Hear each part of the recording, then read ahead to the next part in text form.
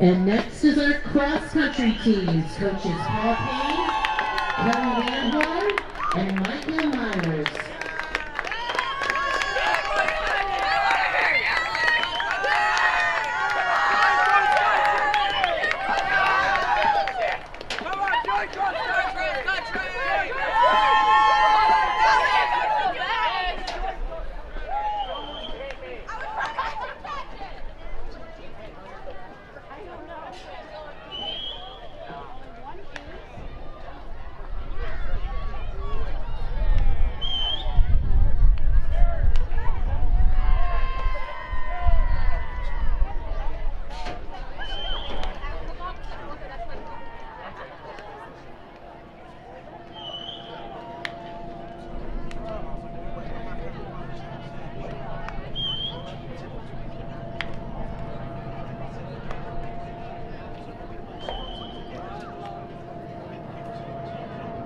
Approaching are our junior high football teams. 8th grade and 7th grade teams are coached by Lucas Smith, Dave Moore, and Moose Schott.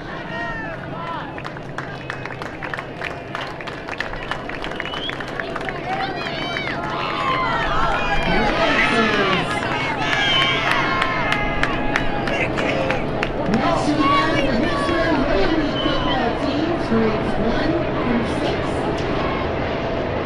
The youth football coordinators are Mark Ritchie and Brady Murray. Head coach of the 6th grade team is Mike Ritchie.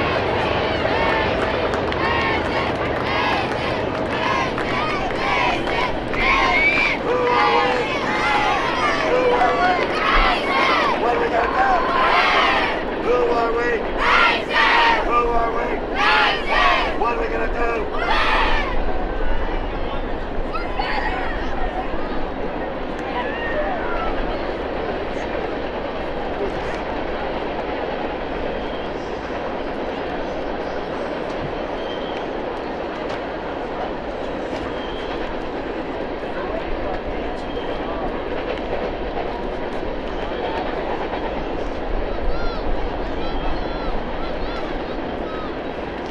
The Hicksville Rotary football teams, grades 4 and 4. Head coaches Kirk Collins, Jerry Bickle, and Nick Parker.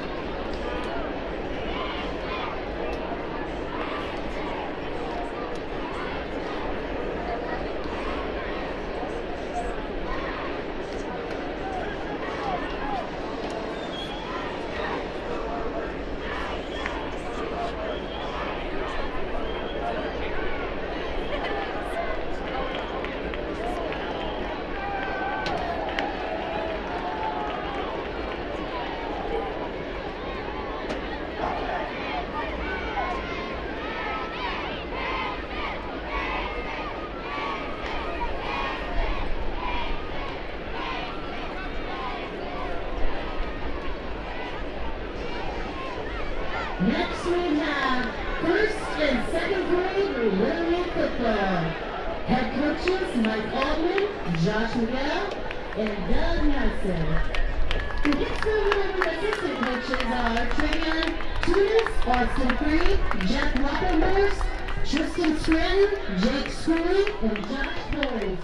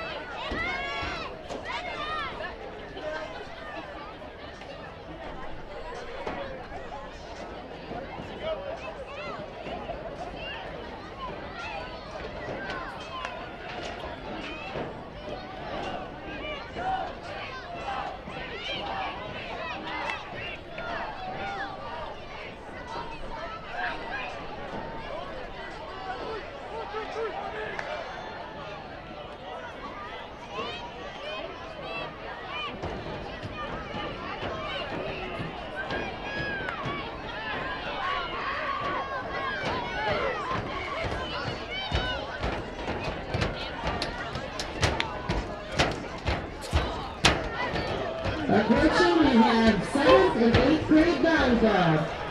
The 7th through 12 volleyball coaching staff includes Samantha Lavin and Alex McLaughlin. High school assistants, Randy Mansoder and Ashley Hanna. Junior high coaches, Rudy Orley and Kelsey Monroe.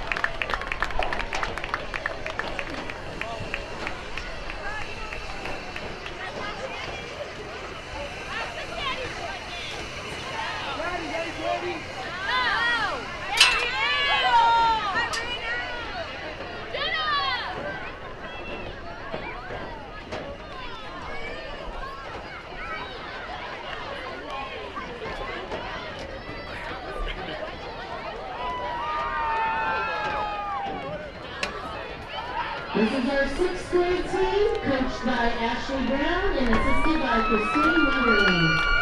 Volley for better.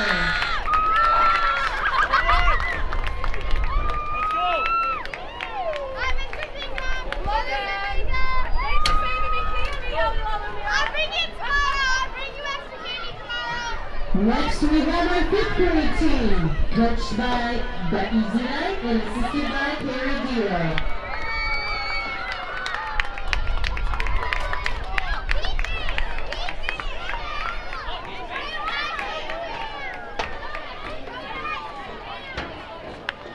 And here are our 4th grade girls, coached by John Haggerty.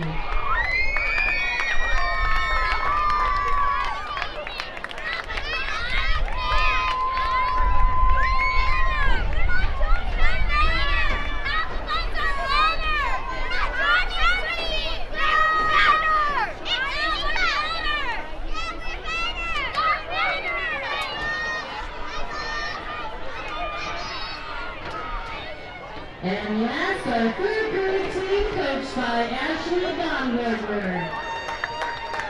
Go Aces!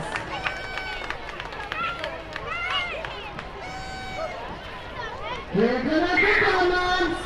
Hicksville High School neighbors and friends wish the Asian Aces best of luck tonight.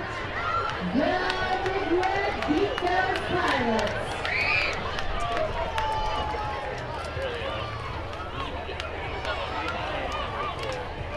The theme of this year's homecoming parade and dance is moving down to Funky Town. The Hicksville High School Student Council is sponsoring the annual homecoming dance tomorrow night from 8 o'clock to 11 in the high school commons. The dance is for high school students in grades 9 through 12.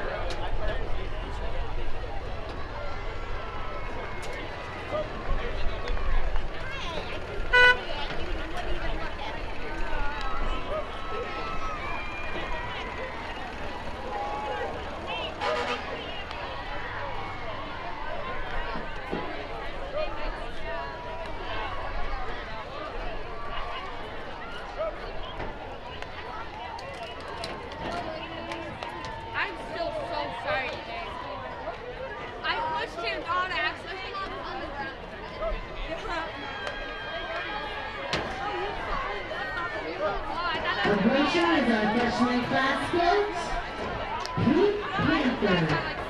The advisors of our freshman class are Brittany Carpenter and Mr. Dave Moore.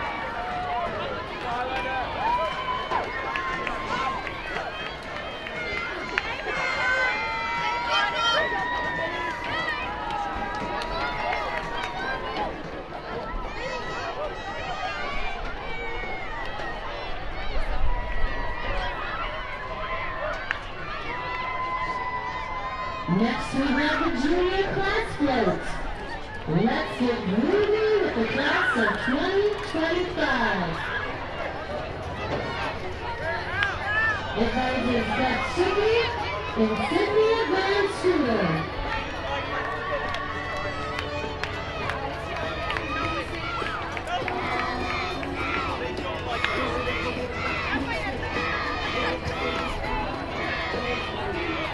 And our senior class float, running around Funky Town. Class advisors, Tanya Ryan and Jamie Parker.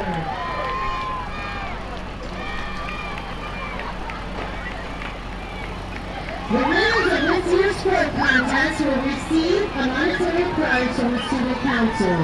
Here are the winners. Third place, $10 goes to the freshman class. Second place to the seniors. They will receive $25, and this year's winning float goes to our juniors. They will receive $50 to their fund. And now, please welcome the 2003 Hicksville homecoming attendant, Brittany Savage-Williams.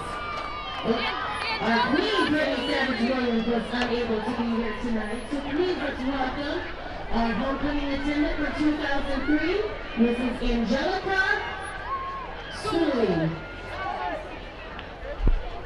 Escorting Angelica this evening is her 2003 escort, Mr. Tyler Battershaw. The 2003 homecoming king, Chris Rosebrook, was unable to attend tonight.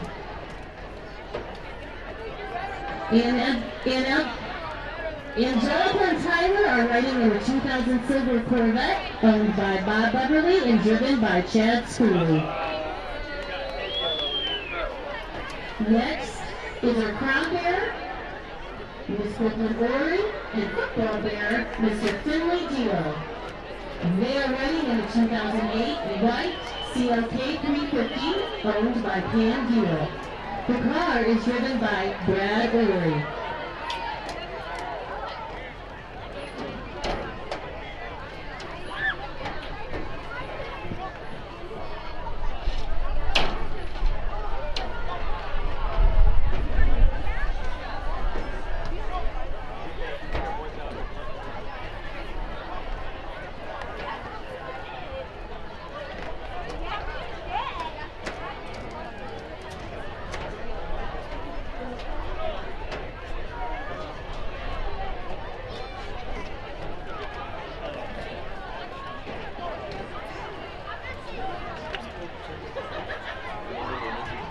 Approaching is our freshman attendant, Ms. McKenna Baird, and freshman escort, Mr. Zane Trezika. Ms. Baird and Mr. Trezika are driven by Kenny Baird in the 2015 white Chevy Camaro owned by Sally Holbrook.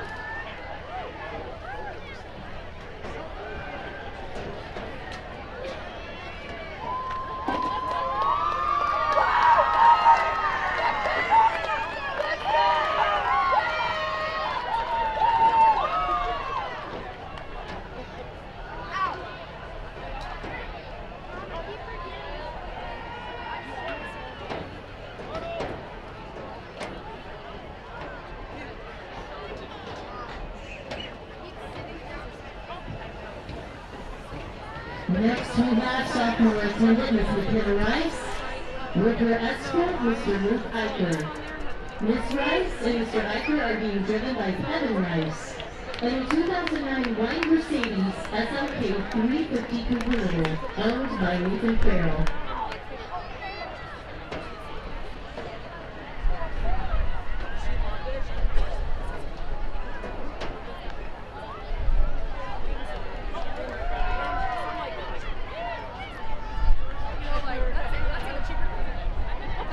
Junior attendant, Ms. Ashlyn Story, and junior escort, Mr. Bronson Graver.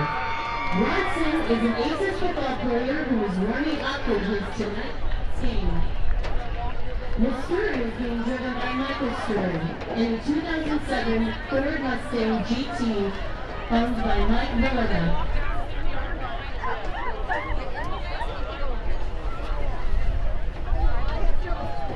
Senior attendant, Mr. Laney Bentley, and senior escort, Mr. Noah Martin.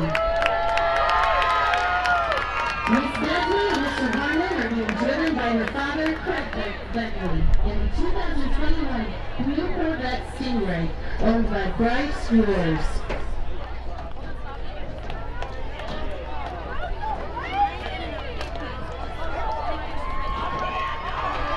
And our 2023 Hicksville High School homecoming queen and king, Ms. Olivia Clark and Mr. Eric Iwood.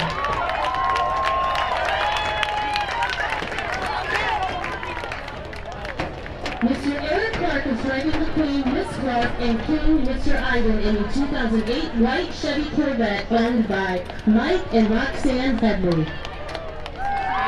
Completing our parade is Priority Plus Tax Service. Angie Powell and everyone in the Priority Plus Hicksville office says, go Aces, beat Pilots.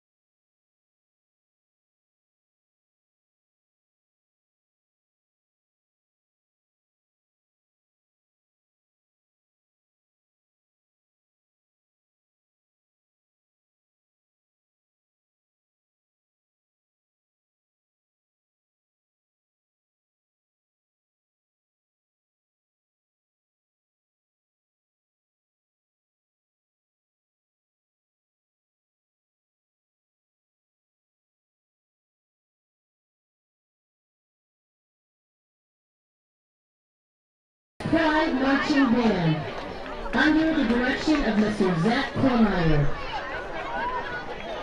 Will everyone please stand for the Hicksville High School fight song?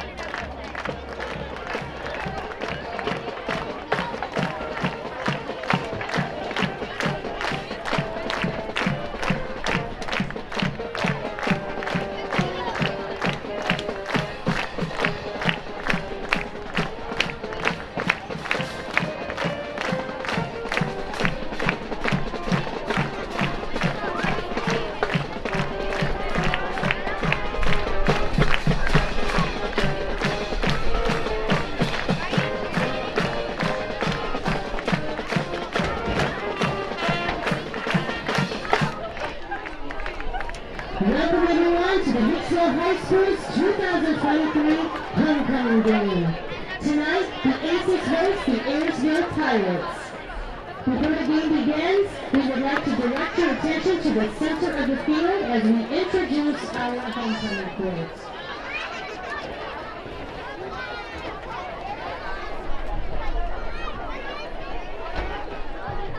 The 2023 freshman attendant is Miss McKenna Baird. McKenna is the daughter of Tiffany and Penny Baird. McKenna's siblings include brother Kyler, a sophomore in college, and sister Aubrey, who is a senior in Hicksville. McKenna is in the house of a new chief. She participates in volleyball, basketball, softball, and student council. Outside of school, she enjoys spending time with family and friends. At Hicksville High School, she likes that the staff and teachers push students to do their best. After graduation, she plans on going to college to major in the medical field. Escorting Miss Baird is freshman Mr. Zane Trezika. Zane is the son of Joe and Lindy Trezika. His siblings include Lydia, who is in the 7th grade, and Jace, a 5th grade student. In school, he participates in marching band, pep band, track, and theater. He is also in the House of Exemplar. His hobbies include learning about and working with any kind of technology and listening to music. His creative entrepreneurial personality has helped him save money towards the goal of his first car. He makes balloon animals at a variety of events. When asked what he likes best about Hicksville High School, he says that it was a fairly easy transition into high school, also stating it's a very high-quality building. All of the teachers and staff are amazing. After school, Zane is not sure of his plans, but hopes to be in technology field somewhere. Congratulations to our freshman attendant and freshman escorts.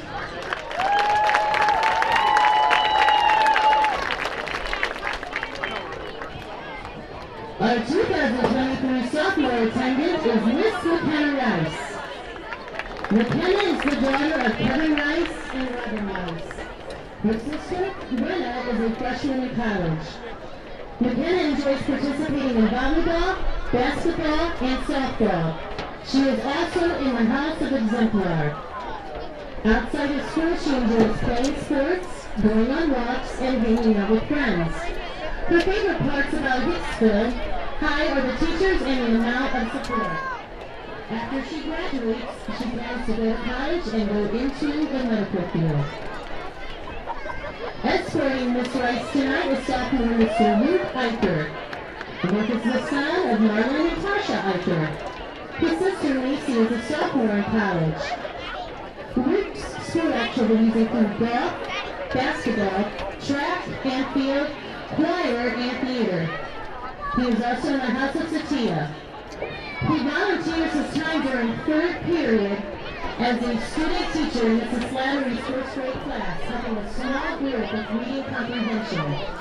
His hobbies and interests outside of school include hanging out with friends, playing basketball, and performing in community theater.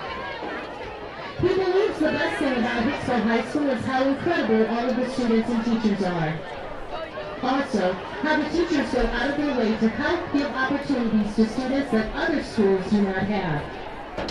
His future plan is to pursue a career in music. Congratulations to our sophomore attendance and escort.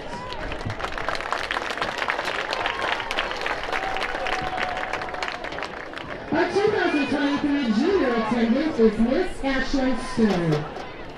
Ashlyn is the daughter of Michael and Wilma Stewart.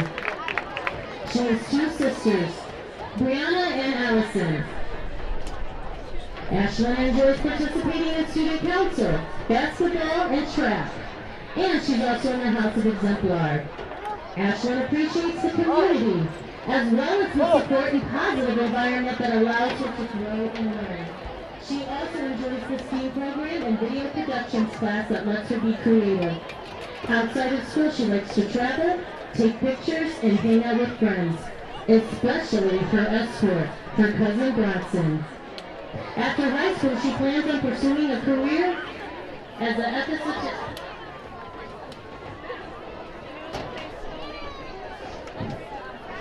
Escorting Mr. tonight is Junior Bronson Reed Graber.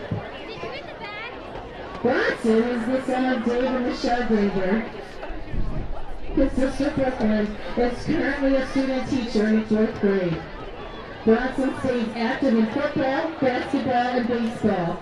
He is also a member of the House of Exemplar. In his spare time, he enjoys spending time with his girl Lauren, weightlifting, playing 2K and Madden, and pumping out Protogens with his dad. When asked what he likes best about Hicksville High School, he enjoys hanging out with the Doughboys. After graduating, he plans to go to college and become a teacher and a coach. Congratulations to our junior attendant and junior escort.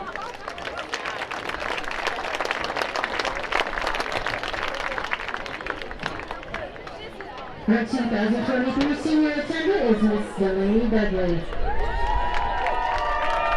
Delaney is the daughter of Amanda Begley and Craig Begley. Delaney has two older siblings, Madison Barnhart and Caleb Begley. At school, Delaney stays active in the National Honor Society, Joe Queen Leadership Council, and Hicksville High School Choir. She is also a member of the House of Amici.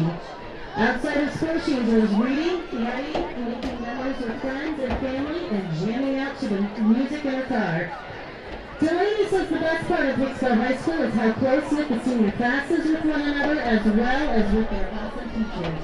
After graduation, she plans on going on a mission trip and further exploring her passions before attending a college or university.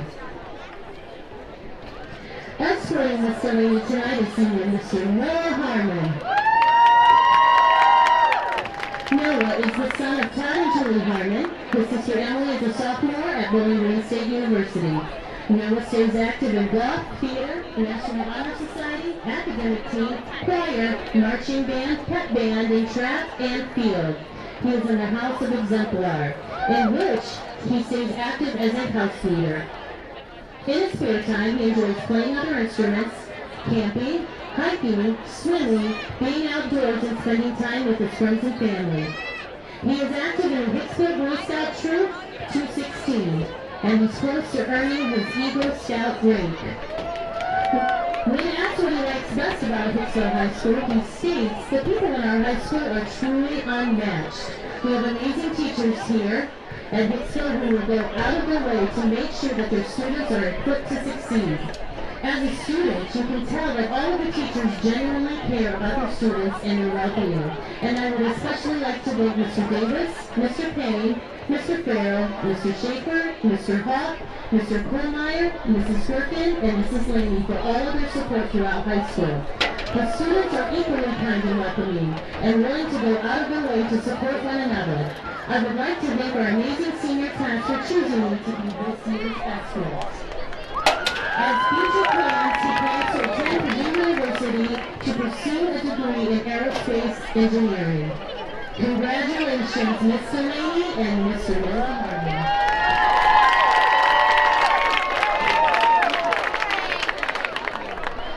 Each year, we recognize the 20-year anniversary of Hicksville High School homecoming. Ladies and gentlemen, please help me in welcoming our 2003 senior homecoming attendant, Mrs. Angelica Schooley.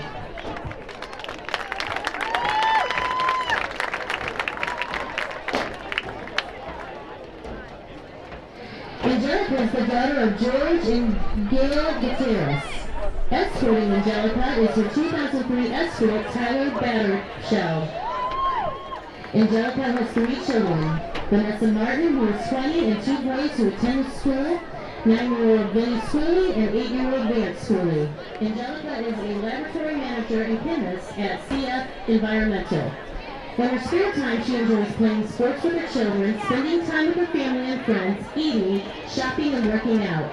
One of her fondest memories of high school was the football state making playoffs her senior year for the first time in school history. Escorting Mrs. Schooley is 2003 senior Hicksville homecoming attendant Tyler Battershell. Tyler is married to Alexandra and is the son of Tom and Zanya Battershell. They have a 1-year-old girl, Ezra Rose, with baby number 2 due in November. Tyler is the owner of Battershell Builders and Apex Index. Battershell Builders performs remodels and new construction. Apex conducts home inspections for real estate transactions. Tyler enjoys hiking, climbing, kayaking, and spending time with his family. Some of Tyler's greatest memories at Hicksville High School are the pranks and shenanigans. He wishes the Hicksville Aces football team good luck tonight.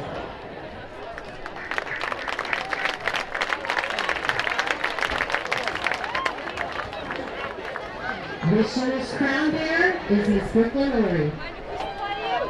Brooklyn is a preschool student at Hicksville. Her parents are Brad and Bree Ory. Her siblings include brother Braxton, who is in 3rd grade, and Brecken, a 1st grade student. Brooklyn likes recess, art, and going to volleyball practice with Mom. What she likes most about school is that she gets to see her brothers. Outside of school, she enjoys playing with her cousin and friends, playing sports, and going to church. When she grows up, she wants to be a veterinarian. Our football bearer tonight is with Miss Ory is Mr. Finley Dio. Finley is a kindergarten student at Hicksville Elementary School. His parents are Nick and Andrea Dio. Juliana, his sister, is a 2nd grade student. Finley plays Hicksville club soccer and loves digging in the dirt and playing with his guinea pigs. In school, he enjoys working on papers and participating in center time. When growing up, Finley wants to fly airplanes just like his dad. Our 2023 Hicksville High School homecoming queen is Miss Olivia Clark. Olivia is the daughter of Eric and Shelley Clark. She has 2 sisters. Her sister Sophie is a senior at Bowling Green State University. Ella will be attending Ivy Tech in the spring. She is the senior class president as well as a member of National Honor Society. She plays softball and is in the House of Karaji. She loves the environment that Hicksville teachers and staff create for the students to be comfortable to learn in their own way. She also enjoys seeing Mrs. Schott and Mrs. Welling every day when she works in the office. Outside of school, she enjoys reading, going to the gym, and spending time with family and friends. Olivia plans to attend Purdue Fort Wayne to become a dental hygienist. Escorting Miss Clark is our 2023 homecoming king, Mr. Eric Iden. Eric is the son of Craig and Tanya Iden. His sister Nadia is also a senior. In school, he participates in student council, choir, track, drama, and is also student directing the upcoming middle school show. He's also in the House of Amici. Outside of school, he takes voice lessons and dance lessons. He also enjoys performing and choreographing. Eric likes his bond with Hicksville teachers, especially with Mrs. Shortfield. After graduation, he plans to attend Columbia College Chicago to major in popular music vocal production to hopefully become a professional performer and vocalist. Congratulations to Olivia and Eric.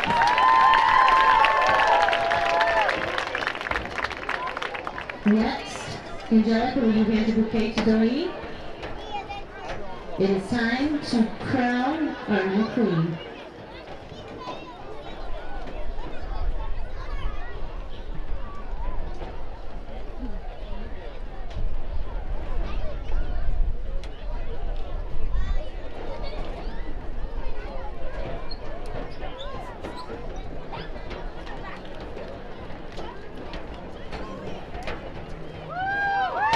Ladies and gentlemen, your 2023 Hicksville High School homecoming queen, Miss Olivia Clegg.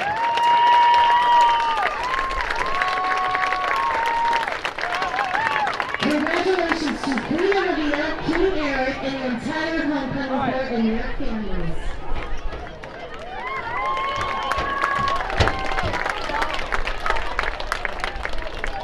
Eric Iden will now give his speech.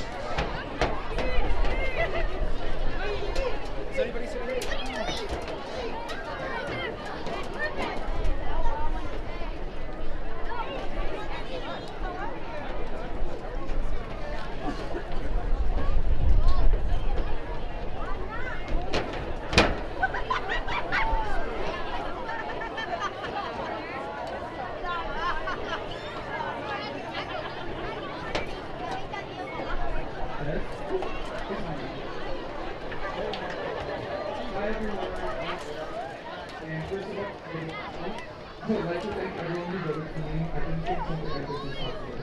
Today, as homecoming king, I will use this platform to spread a message of acceptance and inclusion. Throughout my high school career, I've participated in all possible musicals. It cultivated my passion for singing, which is what I plan on doing for the rest of my life. By doing these musicals every year, I've learned to embrace the performances. I promise to carry this title and homecoming team with honor, respect, and confidence within the school. I will be doing this with people and people are at home around the world accepting and loving the environment. May not have been very much personally or it was my favorite place and my favorite place. You can't add ways to your life or to your life. And my family certainly I believe that together we can take over everyone feels valued, loved, and respected.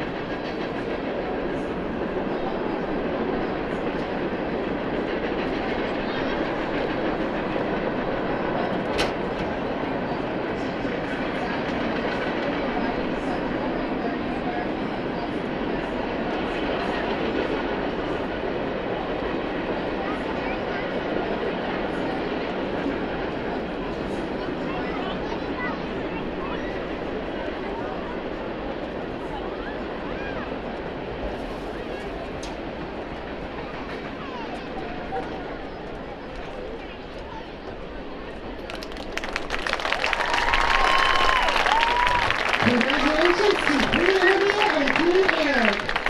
Let's take a few moments, come close together, homecoming court, so we can get some pictures.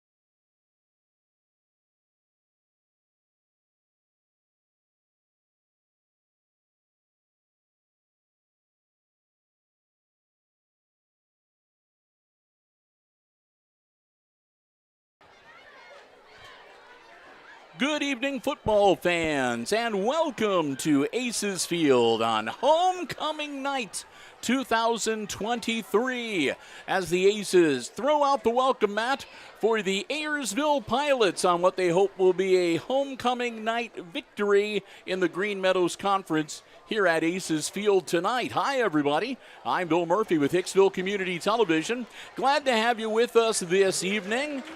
Hope you enjoyed our early start to the live stream. We featured the parade arrival here at the field, and then we had a little bit of a break, and we featured the homecoming pregame ceremonies for you, and then another little bit of a break. And here we are now getting ready to play some football here tonight. And again, we're so glad to have you with us.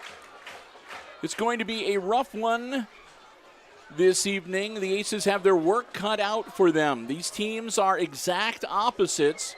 When it comes to their records, the visiting Pilots are 4-1 on the season, and they are 2-0 in the Green Meadows Conference.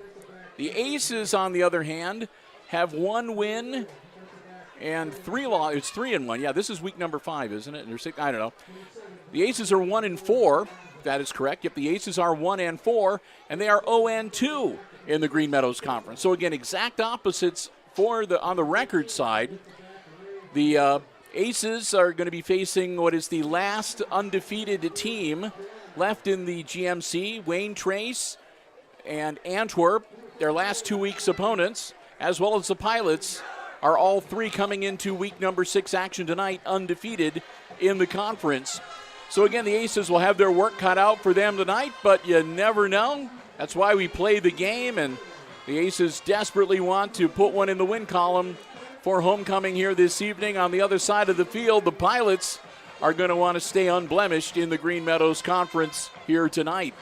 Hey, we want to say a big thank you to all of our underwriters making our coverage possible from Aces Field this evening. Our 4 diamond-level underwriters are the Jim Schmidt family of automotive dealerships in Hicksville, Ohio. Jim Schmidt Chevrolet Buick, Jim Schmidt Ford, and online at jimschmidtauto.com. Thanks also to APT Manufacturing Solutions of Hicksville, Ohio, located in Hicksville's Industrial Park, and online at aptmfg.com/careers. A big thank you to the Hicksville Pharmacy. They're your good neighbor pharmacy located right in the heart of downtown Hicksville, Ohio, and at 419-542-6218.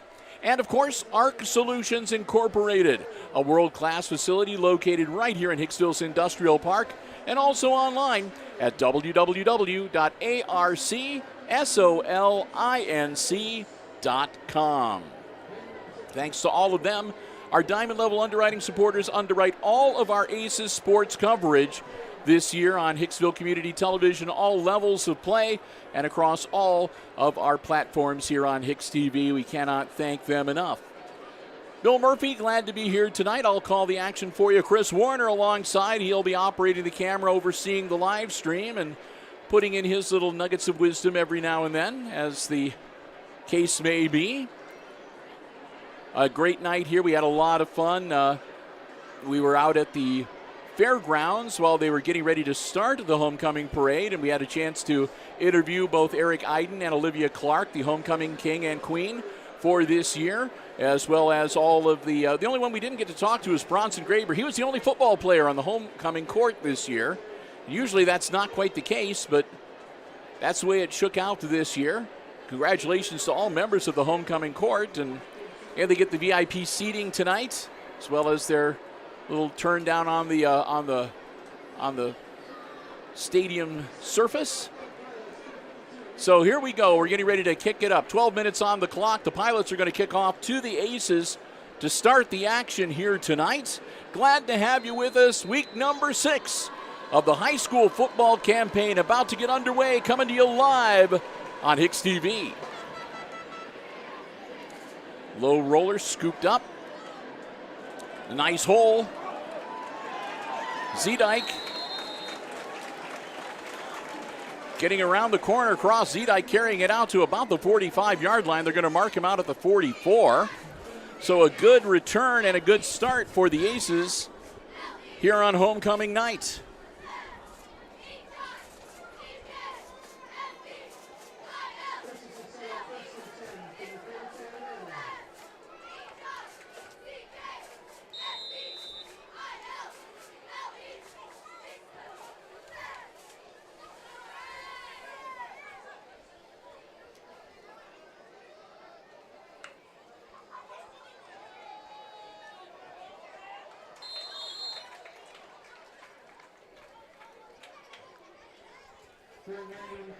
Well, a couple of yards.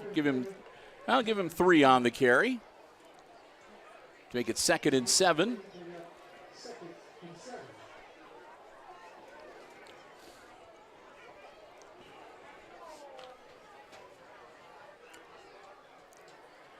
So the Aces back up onto the line. Turnbull working out of the shotgun. Moving some of his backs around behind him. Hard count, nobody budges. Quick snap, handoff. Langham. Brant Langham, close to first down yardage. I think he might be just about the length of a football short. We'll see. They might call the measurement in. It'll be 3rd and short. And they're going to say, nope, he got the necessary 7 yards. So move the chains. The Aces chalk up their first down of tonight.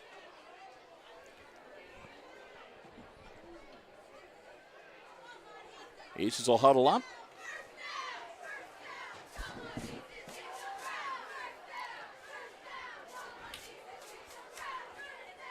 Play sent in by Coach Davis.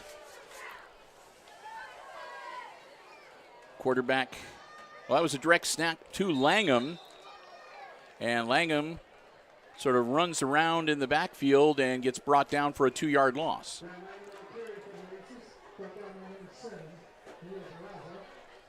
Zedike will come in with a new play. Pilots, by the way, coached by Andrew Mickey. He's another young coach in the GMC. I think this is only his 2nd or 3rd year.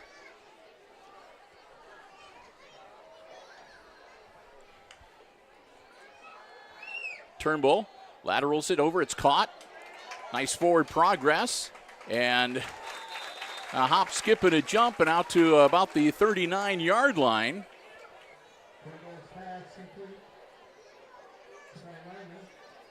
So Langham, well, they're going to mark him at the 40. But still, that'll be a nice, manageable 3rd and 4 for the Aces. Number 44 out onto the field, George Green. Saw his mom before the game tonight. She was setting up with the football moms. They were in the parade a little bit earlier.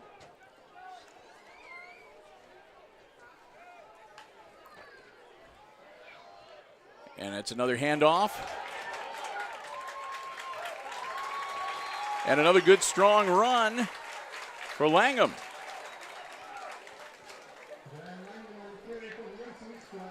Langham going to get him all the way into the red zone with that carry at the 18-yard line, 1st and 10, Hicksville.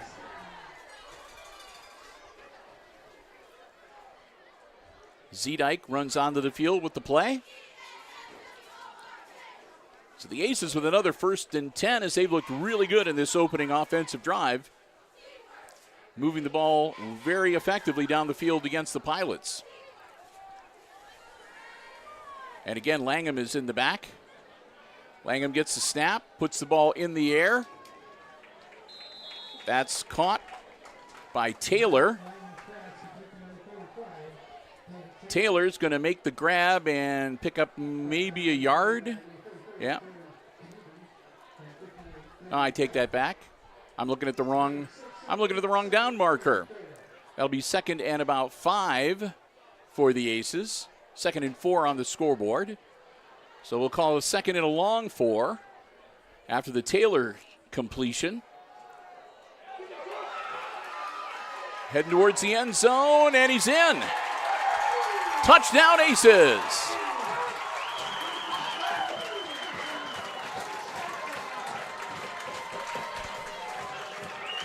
So the Aces power one in to take an early 6-0 lead here tonight. With 8:07 to go, Turnbull looks like he's going to line him up for 2. Owen Stuckey's sort of wandering around, wondering, or is he looking for the tee? And we're going to have a timeout call by the Aces. It looks like there was some confusion. Stuckey is the kicker. And it looked like they couldn't figure out whether they were going to kick it, go for 2, or if he couldn't find something, or There just seemed to be a huge amount of confusion on the Aces sideline there. I think So an early timeout to try to get things squared away. I think that was George Green they were saying with the touchdown. Oh, I'm sorry. Did I not mention that? Yeah, Green powered it in. I'm sorry. I was so excited. I guess I completely, okay. That's my bad. They'll send Mr. Green back out. I do not see it. And it looks like they're going to go for 2.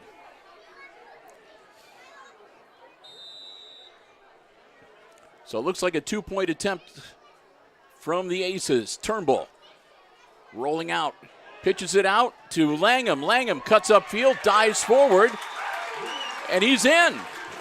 Langham makes the 2-point conversion, and it's an 8-0 game as the Aces go up early here on homecoming night. 8:07 to go, quarter number 1.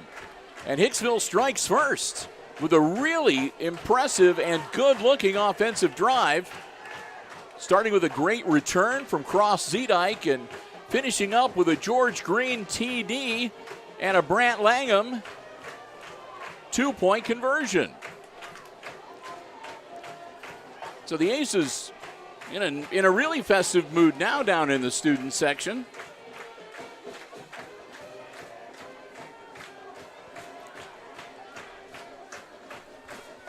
So we'll get ready. The Aces are going to do something that they have not done very many times so far this football season, and that's kick it off to the opposing team after a score. So the Pilots will come out and get ready to get the football for the first time tonight, and we'll get ready for our first look at the Ayersville offense. Their quarterback, I believe, is number 12, Lucas Fishpaw, who's their senior quarterback, 3-year letterman.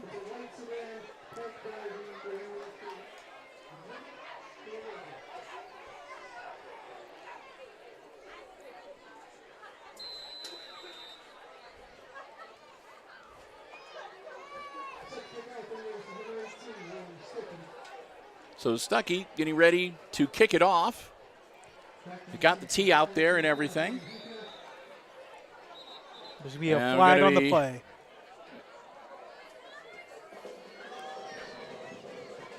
And that's going to be a false start. Either delay a game or false start. I saw the false start like they...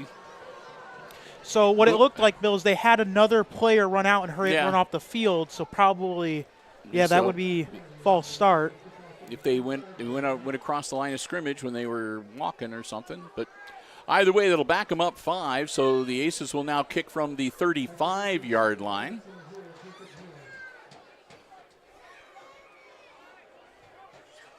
So there you go, Christopher. Just when you think you've seen it all, false start on a kickoff. Yeah. We've seen a lot of different calls that we haven't seen in a long time this season, Bill. Yeah. Saw our first targeting call. Yes. A couple weeks ago, so. Well, we've seen 2 of those this season, actually. Stuckey. Low roller, and it's picked up right at the 30-yard line. Pilots. And the ball, I think, gets pulled loose, and I think the Aces have it.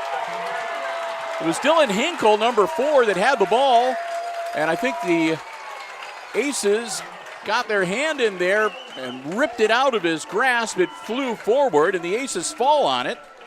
So the Aces are going to be back on offense after recovering a fumble. And it looks like it's going to be 1st and 10 Hicksville at the Ayersville 44-yard line. What a turn of events. Great defensive play from Hicksville as they'll be right back on offense. And the Pilots got to be wondering what the heck is going on here.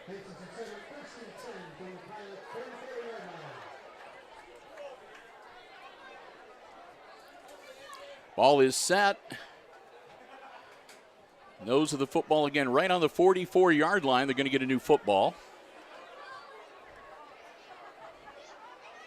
So that was the delay. They didn't like the the current football for some reason. So they'll swap it out. All right. Little Phantom of the Opera going on over there from the Pilots Marching Band. They've got the neon on over in their student section tonight.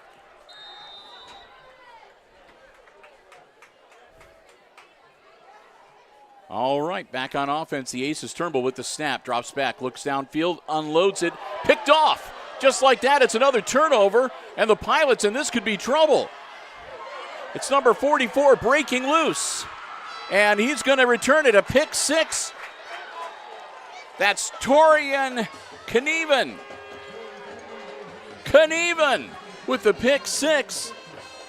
So just like that, a turnover answered with another turnover, an interception, and we're back to nearly being tied. Knieven takes it from about the 40-yard line. It's about a 60-yard scamper into the end zone. And we'll see what the Pilots are going to do for their conversion attempt. Are they going to go to tie it up? Are they going to just kick the single-point conversion? We'll see. Right now it looks like they're going to go for two as well. Fishpaw working out of the shotgun. Quick handoff, number 24 with the carry. And he's going to be dropped short. That's Garrett McConnell.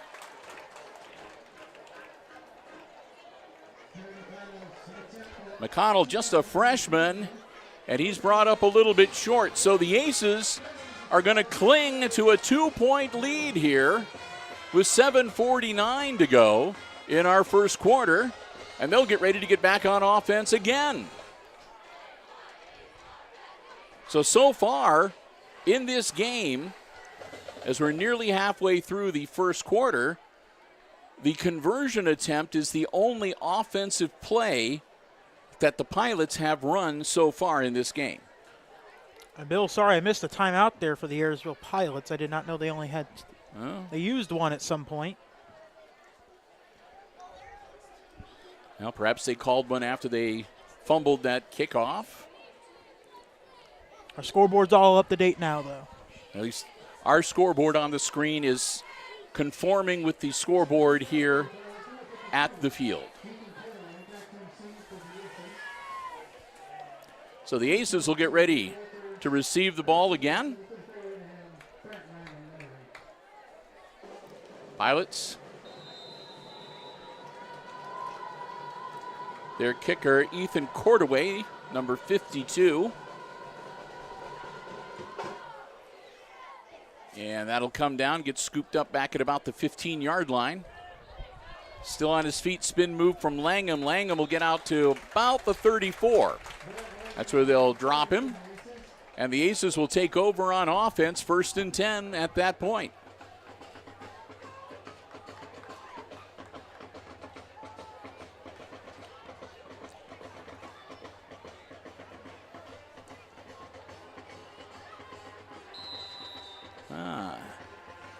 Let's see. A lot of photographers down on the field this evening. Must be homecoming weekend. I see young Mr. Joey Graves down there. I think he's the Hicksville yearbook staff. Oh, you mean Joey Greer? Joey Greer. Did I say Graves? I'm yes. sorry. We were talking, Chris and I were talking earlier about some of the station managers who worked before I did at HIX-TV, and my immediate predecessor was Joey Graves. So that was I guess that's where that came from, the depths of my subconscious. All right. 4-yard loss on the carry, 2nd and 14 for the Aces. And again, Turnbull hanging it off to Langham. Flag thrown in the backfield. Langham out to about the original line of scrimmage at the 34-yard line. So he gets back the lost yardage and nothing else but with the flag, and that's going to be on the Aces, and that's back in the area where they usually will have a hold.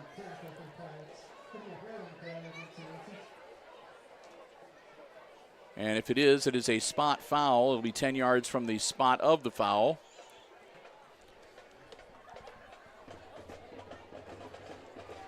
going to move the ball all the way back to the 20-yard line. So the Aces, it'll still be second down, but now second at about 24 on the hold. So the Aces with a 2nd and 24 to deal with.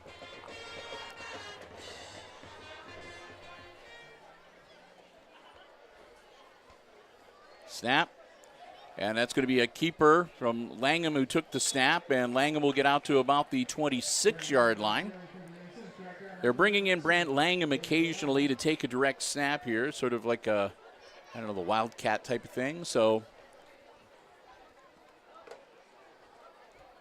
he'll get him about 8 yards on it, or no, about 5. 3rd and 20 is what they're going to officially say. So still a long way to go. The Aces have to get all the way to the 44-yard line to move the chains. Ball right now on the 25. Well, the 26. And another keeper from Langham. Langham takes the snap, and he gets out to about the 37-yard line to bring up 4th down. And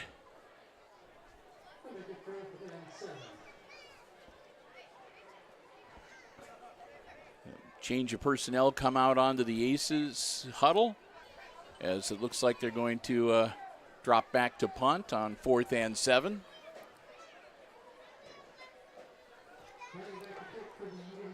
And the Pilots get ready to receive.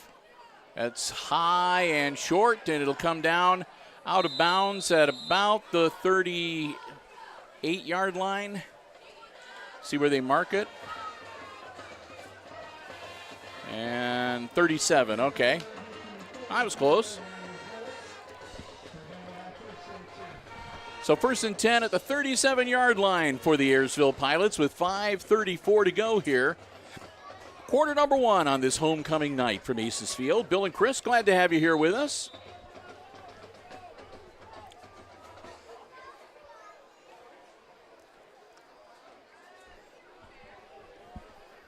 As we're about to, this is, I guess, the first real offensive series that the Pilots have had here tonight.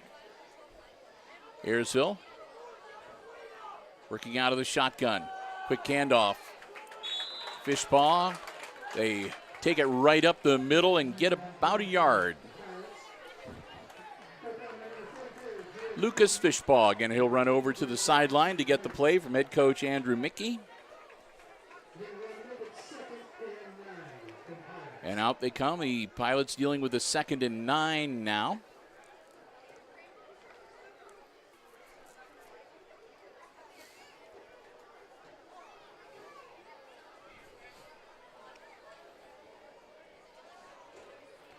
Man in motion, that's Abe Delano.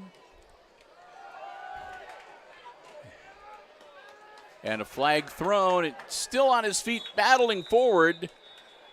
They'll blow him dead at about the 48-yard line.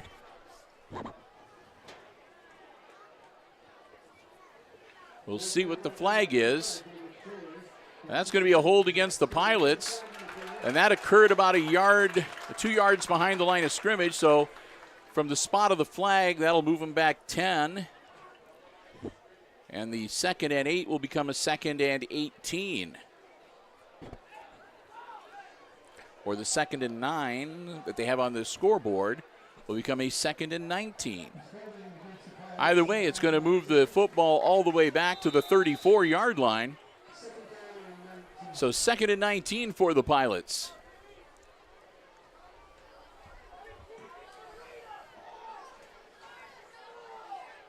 Fishbaugh drops back, ball in the air. Off the hands, and that's an interception. Oh, I thought he had it. Well, they're going to say incomplete. Stuckey came close. I thought he grabbed it before it hit the turf, but it'll be incomplete. 3rd and 19 for the Pilots.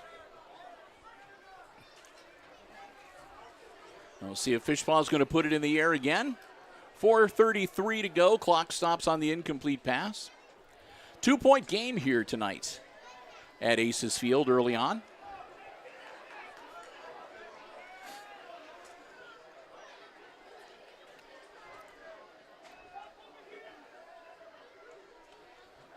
Again, Fishpaw drops back to throw, airs it out, and it's almost intercepted again.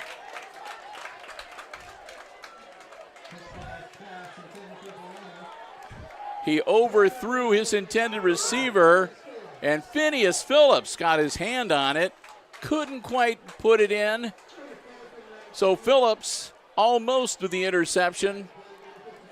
And that'll bring out the Ayersville punting squad as they're facing a 4th and 19 from their own 34-yard line. And the Aces look to get the football back and hopefully in some pretty good field position here. Green, he can move pretty fast if he needs to. He got off the field in the nick of time. Avoid getting 12 men on the field. Long snap, looks good. Punt is up. It's a good-looking punt. Caught back at about the 27-yard line. Return across the 30, not much farther than that, maybe out to about the 32. So the Aces back on offense. We'll see where they mark it. Looks like it might be the 31-yard line.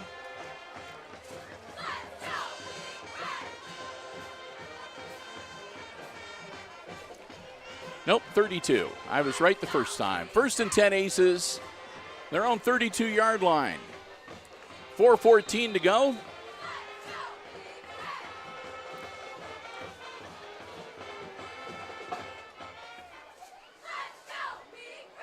So the Aces, Turnbull back taking snaps. Quick handoff right up the middle and just shy of the 35-yard line. Green will pick up a couple.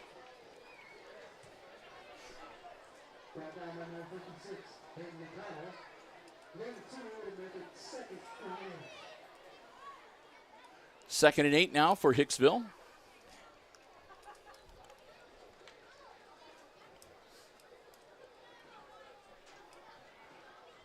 Garrett Turnbull checking in with his 2 backs. Turnbull pitching back to Langham. Langham looking for a hole. Langham, nothing much there, and looks like he might be brought down with about a yard loss. They might have stopped him back at the original line of scrimmage, so it'll bring up 3rd down. No, they're going to say that he got back to about the original line of scrimmage. They'll say his forward progress stopped there, so it'll be 3rd and 8.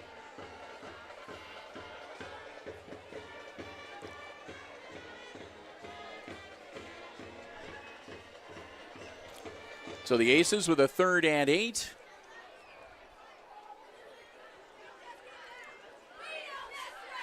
Break huddle, and here we go. Turnbull sending the house downfield. Turnbull looking downfield. Ball in the air, caught. Grabbed by Stuckey, and that's close to 1st down yardage. We'll see where they mark it.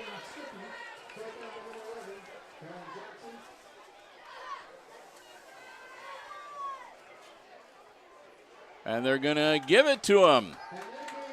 8-yard pickup. The catch by Stuckey, and it's a 1st down for the Aces with 2:31 and the clock rolling in this 1st quarter. Aces up 8-6. Looking to add to that lead if possible with this possession. Quick handoff from Turnbull. Brandt doesn't get much there, maybe a yard. Langham with the carry, and like I said, maybe a yard pickup, make it 2nd and 9. Aces keeping it on the ground. That clock continues to roll.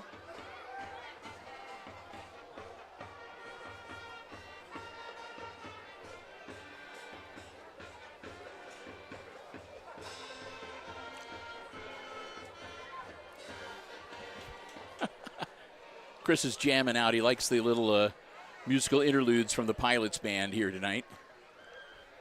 Langham gets a snap this time. It's a keeper for Langham. Brandt around the corner. Brandt battling forward near midfield, brought down at about the 49-yard line.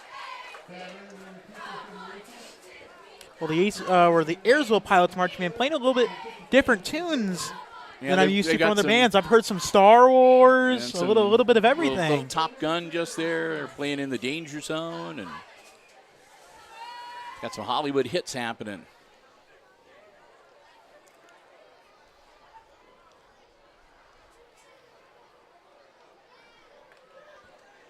Of course, both bands performing at halftime here tonight for homecoming. Look forward to that. 3rd and 3 for the Aces. Turnbull back. Turnbull, no, that was Langham again. I apologize. Langham hands it off and nothing doing. That'll be a big loss for the Aces. That went nowhere. That'll put it all the way back to the 45-yard line and bring out the punting unit.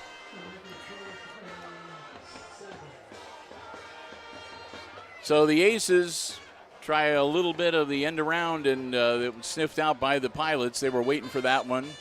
Drop him in the backfield for a substantial loss. It's 4th and 7, and the Aces are going to need to kick it away.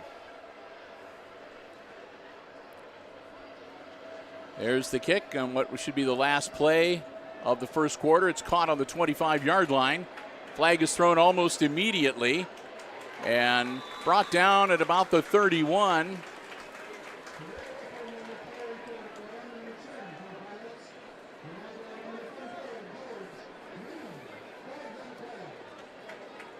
And I think was Abe Delano with the return again, number 19. And that'll be the end of the first quarter. So after one on homecoming night, it's the Aces leading the Ayersville Pilots 8-6, your first quarter score. We'll take our first break and we'll say our first thank you to one of our diamond level underwriting supporters making our coverage possible here tonight, and that's the Hicksville Pharmacy. The Hicksville Pharmacy, they're your good neighbor pharmacy located right in the heart of downtown Hicksville, Ohio. A full-service pharmacy for you and your family's pharmaceutical needs. They've got over-the-counter medications, medical supplies, equipment, gifts, sundries, and so much more. If you'd like to find out the latest information on a COVID booster, flu shot, feel free to give them a call. It's 419-542-6218.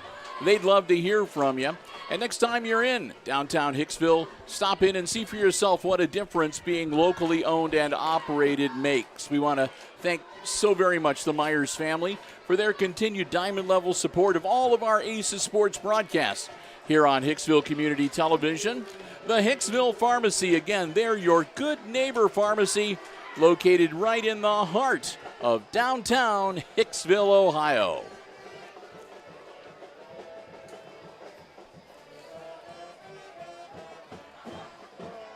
So ball on the 20-yard line after the penalty.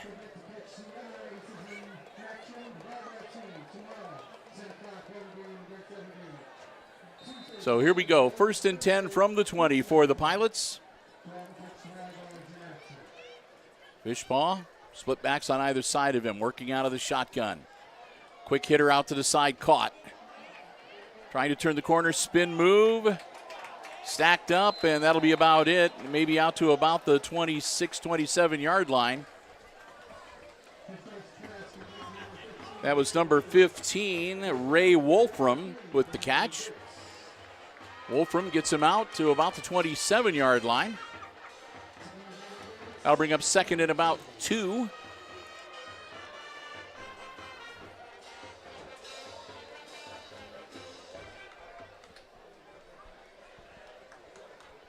They'll line up again. So here we go, Fishpaw. 2 yards to move the chain. Man in motion, number 19, Delano. Handoff, angling forward, first down yardage and more. Nice juke move, still on his feet. Number 24 reversing his field. Lang will finally grab him from behind. Phillips will jump in there too, and they'll pull him down. He'll say his forward progress stopped at about the 49, 50-yard line. Garrett McConnell with the carry out to the 49-yard line and a first down for the Pilots.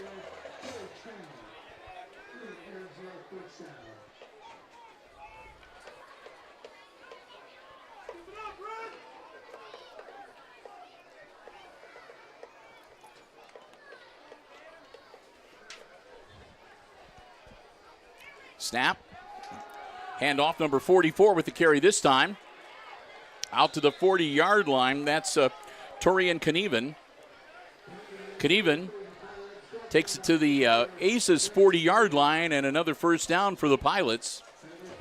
Knieven's got some bulk to him. He gets up ahead of steam. Not an easy man to stop. Another first down for the Pilots. About 10-15 clock running as we head towards halftime here on homecoming night at Aces Field.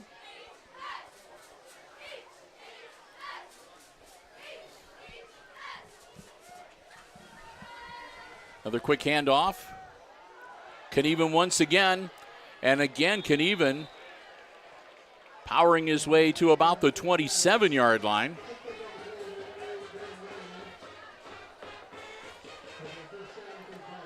Another first down for the Pilots as Ayersville has just been marching it down the field on this possession here.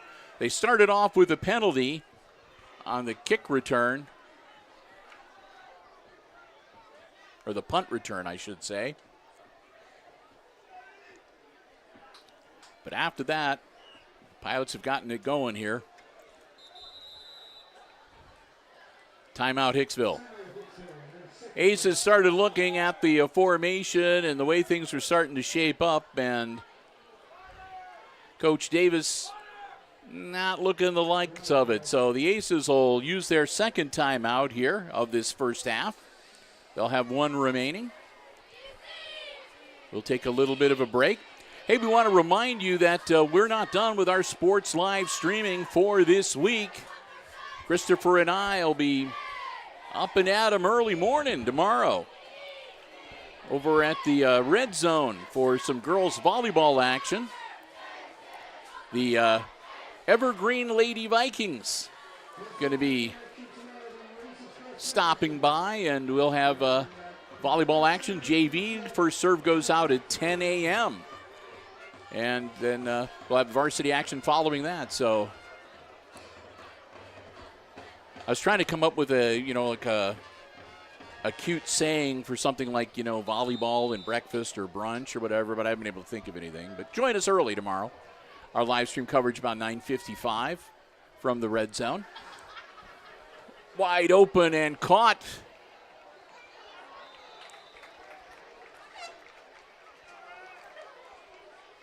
I think that was Hinkle over on the far side. Trying to strain my eyes. Number 4, I believe, Dylan Hinkle made the catch. And that'll be a 1st and 10 at the 11-yard line.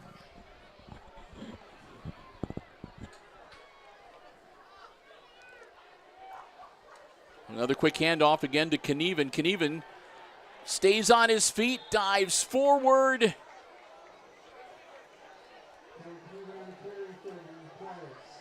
And Knieven will get brought down after a pickup of about 9. So it'll be 2nd and 1 from the 2-yard line. They can get another first down at the 1, though the Pilots aren't thinking about just getting 1 yard here. Fishbaugh. Split backs either side of him. Another handoff to Knieven, and he steps across the line into the end zone. Touchdown, Ayersville. So the Pilots take their first lead of the night. They go up now 12-8. And we'll wait for the conversion attempt. They went for 2 the first time out, did not succeed. So we'll see what they decide to do here for conversion attempt number 2 tonight.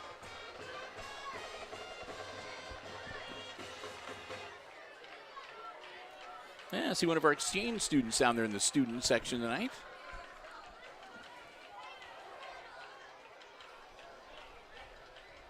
Quick handoff. Powering forward, and I think he got in this time. It's good.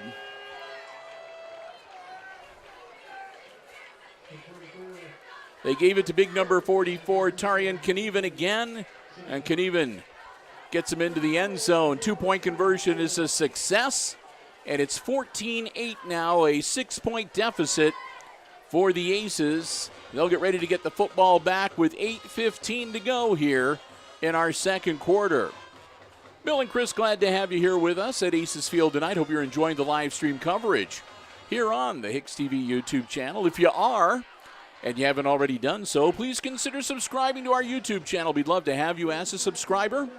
You can click on the button for notifications. That way you'll receive an update whenever we schedule a new live stream program. And, of course, whenever we post new content to our video on-demand library. To the many who have already subscribed, we thank you so very, very much. And, again, if you are not one of our subscribers, we'd love to have you join us, become part of the community of Hicksville Community Television, subscribing to our HIX-TV YouTube channel.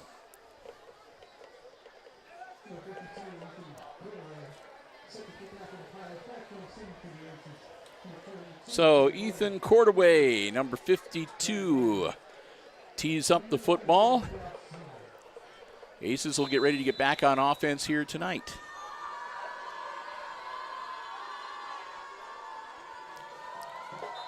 Kick and the whistle, and again, looks like we might have another offsides on the kick. False start, yep. So a false start for the second time tonight on an Ayersville kickoff. We'll move them back 5, and they'll kick it again.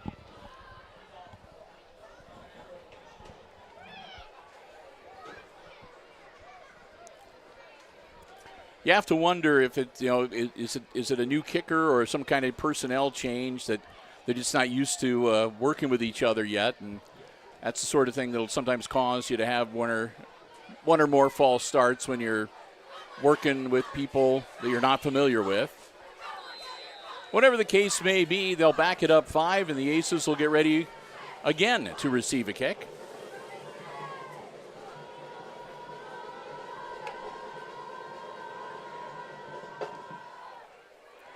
This one comes down. Grabbed by Langham. Langham across midfield. Brant Langham going to get him great field position to start this offensive drive all the way down. Well, let's see now. It's got to be a hold against the Aces. Okay. I didn't see the flag fly, but it's right there on the 44-yard line. And if that's the case, it'll back up 10 from that spot.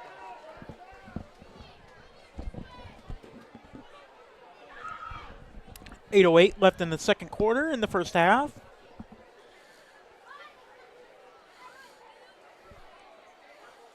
And they'll back it up 10.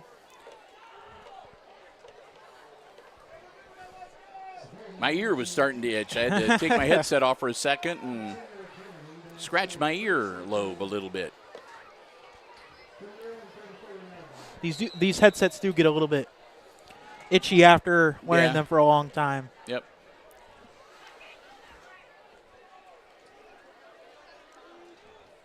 So here we go. Aces back on offense. Turnbull laterals it out to Brant Langham. He grabs it. Langham across the 45. Another strong carry. Brant Langham gets him a first down as he'll take it all the way out to the 46-yard line. And a fresh set of downs for the Aces as the clock goes under 7 minutes, or under 8 minutes rather, as we head towards halftime.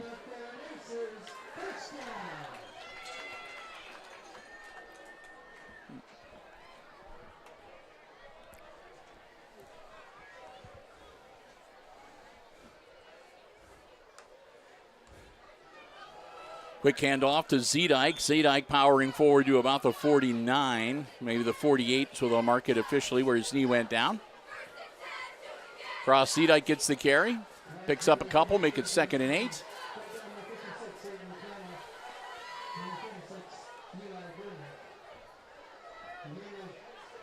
I'm surprised. Usually you don't ask me to turn the lights on up here in the press box until much later in the evening. Yeah, it was getting a little bit hard to see my text boxes. Oh, okay. Maybe if you wore your glasses. Yeah, that would help. Yeah, but they're sitting there next to you. And a whistle and a false start for the Aces.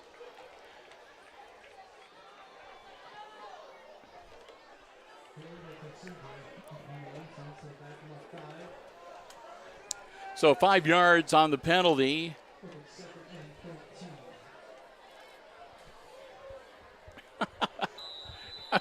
Now he's putting his glasses on. It doesn't matter.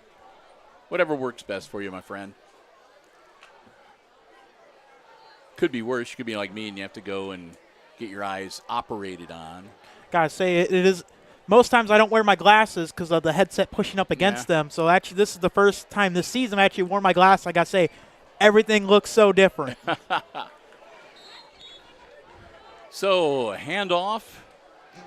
And Green will get back about 4 of the 5 yards they lost. Make it 3rd and 11. As they'll move the ball out nearly to the 44-yard line. Aces have to get to the 44-yard line of the Pilots to move the chains. So 3rd and 11. Play comes in from the sideline. Aces will break huddle.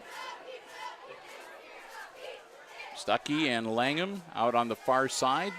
Near side towards us, Austin Sanders. Zedike behind Turnbull. Turnbull dumps it to Zedike. Zedike, nope.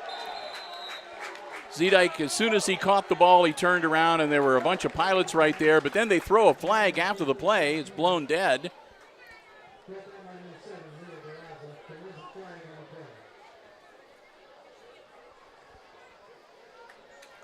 So we'll wait for the official determination here. It's going to be against personal foul against the Pilots.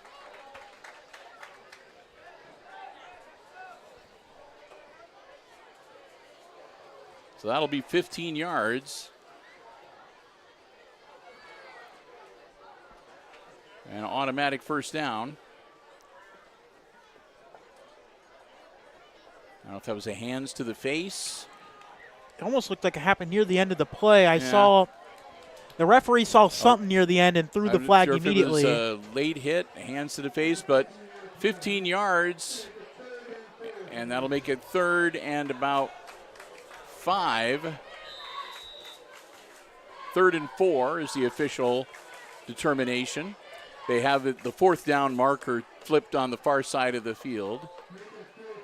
It is 4th down? Okay. It is 4th and 4, yep. So it was after the play was finished that the foul was committed.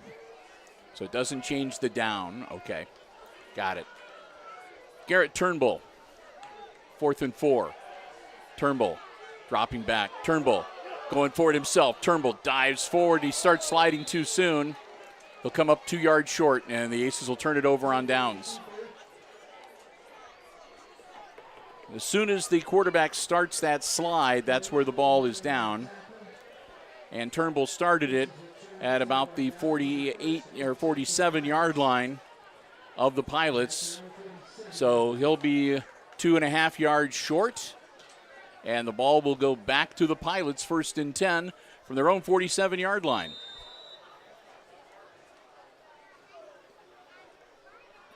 Bill, are these 5.5 minutes to go. Go ahead, Chris. Are these new pants the Aces are wearing? I thought they had red pants.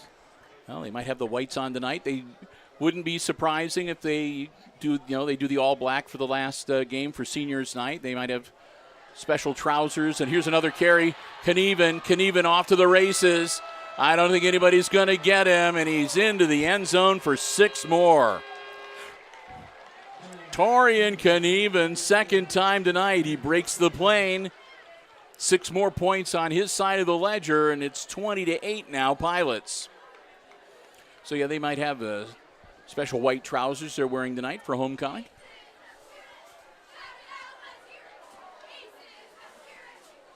That'd be a good job for you. You could become the person that before the game goes down and checks with the coaches about the fashions that what they're wearing, what the team's wearing on any given night. They do have a lot of different. I mean, they have so they have their road and home, and then they got the senior night, and senior then night, the they do Army the National all-black, Guard. and then they have the camo that they do. So getting ready to kick it this time. Up, and that's all kinds of ugly, and that's he shanked that one, and that's we'll just say that he missed. So the score remains 20-8, and the Aces will get ready to get the football back with 5:21 to go in this first half. Week number 6 of the high school football campaign. Green Meadows Conference action. And there'll be 5:21 left in the first half.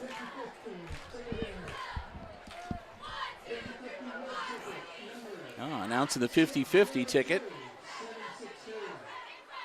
But Chris didn't buy one. Oh, you are right. I forgot. Yeah, you say you never win anyway. And it's probably just as well, because so many times when the 50-50 gets won at the Aces games, whoever wins it just gives their 50% back to the athletic boosters anyway. So if that were ever to be you, it'd be like, and they'd look at you and you'd be like, I would be sitting there for a few minutes thinking. I would have the spinning wheel. Yep.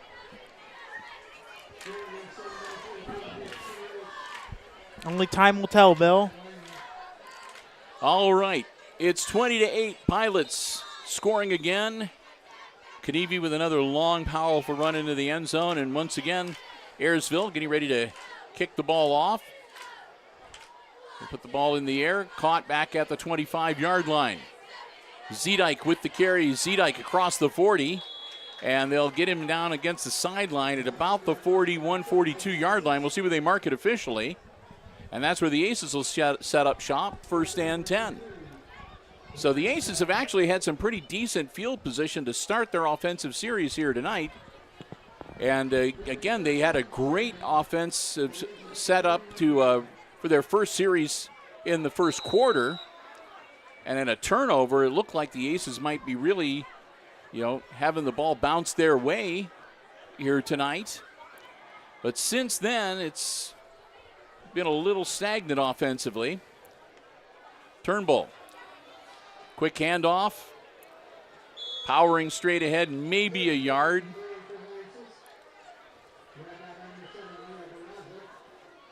Green takes it right into the teeth of the offense or the defensive line and picks up a couple. 2nd and 8 now for the Aces. And George will come off and cross Zedike back in on this play.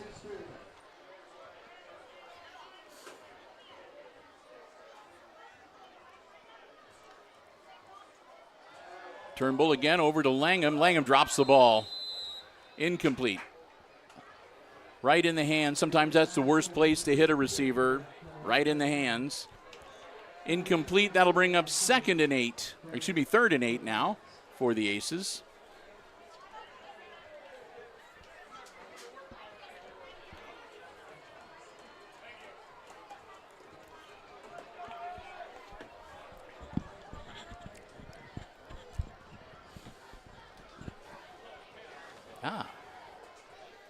Getting little confidential texts from a musician I know.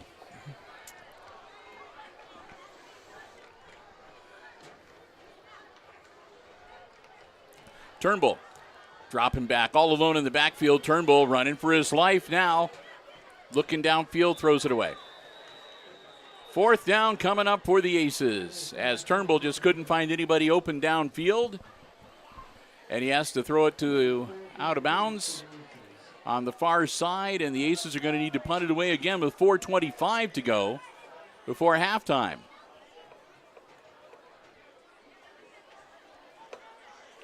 We had a pretty fast-moving first quarter, but things have slowed down here in quarter number 2. Still being a well-played football game here tonight. Hicksville only down by a dozen. So by no means are they out of this game here tonight. Long snap, Langham, and that's, I don't know, did it touch one of their players? It's a live ball if it did. I don't think it did.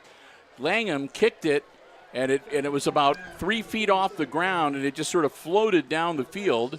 And I thought it might bump into or I thought it did graze an ricochet off an Ayersville player, and if it did, it would have been a live ball. But the officials say that is not the case, and it'll be 1st and 10 Pilots on their own 37-yard line. 4:22 left in our half.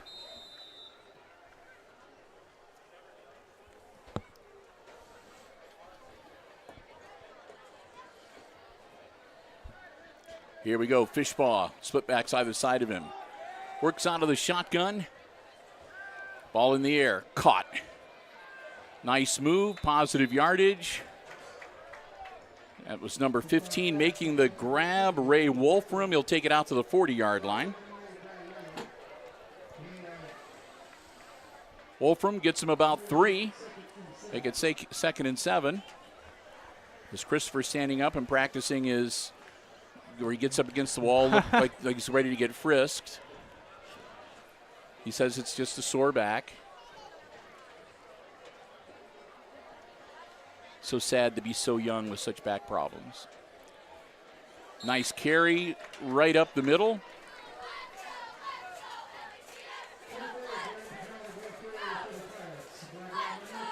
That was number 34 with the carry. Jackson Stambaugh. Stambaugh gets it out to the 44-yard line. I thought it was going to be Knieven. I saw that 4, but it's a 34, not a 44. Fishbaugh again. Quick handoff. That is to Knieven, number 44. He'll get him their 1st down and a little bit more across midfield onto the Aces side of the gridiron. And down at the Hicksville 47-yard line, 47-yard line is what they'll mark it officially. With 3:05 and the clock rolling as the Pilots keeping it on the ground, burning up clock and inching closer to the red zone. For some reason, I'm seeing a lot of inflatable volleyballs down in the student section tonight.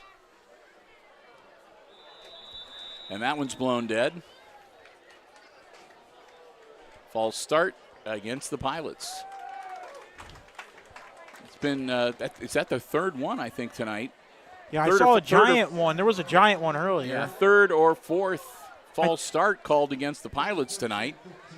And, yeah, 3 or 4 big volleyballs. Yeah, that's what I thought you were talking about there. I was talking about the false start. So here we go. They'll back them up 5. It's 1st and 15 for Ayersville now. And another quick handoff. And the Aces sniff that one out. He'll be dropped for a loss. Maybe back to the line of scrimmage. We'll see. It's either going to be 2nd and 15 or 2nd and 16. Now they're going to give him forward progress back to the line of scrimmage. 2nd and 15, 2:10, and the clock rolling here in quarter number 2.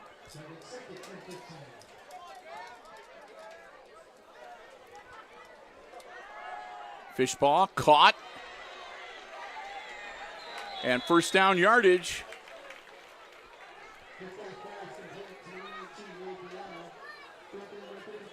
And that was Abe Delano, number 19, making the grab, moving the chains. And a fresh set of downs for the Pilots. Under 2 minutes. 2-minute drill for Ayersville, trying to get it into the end zone. Fishbaugh caught. Up the sideline, could be trouble, and they're going to knock him out of bounds at about the 20-yard line.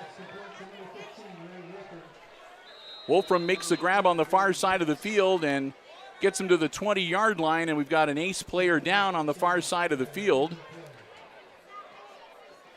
He's right on the edge of the gridiron. I don't know if he's in the field to play or not. He's going to be outside the bounds.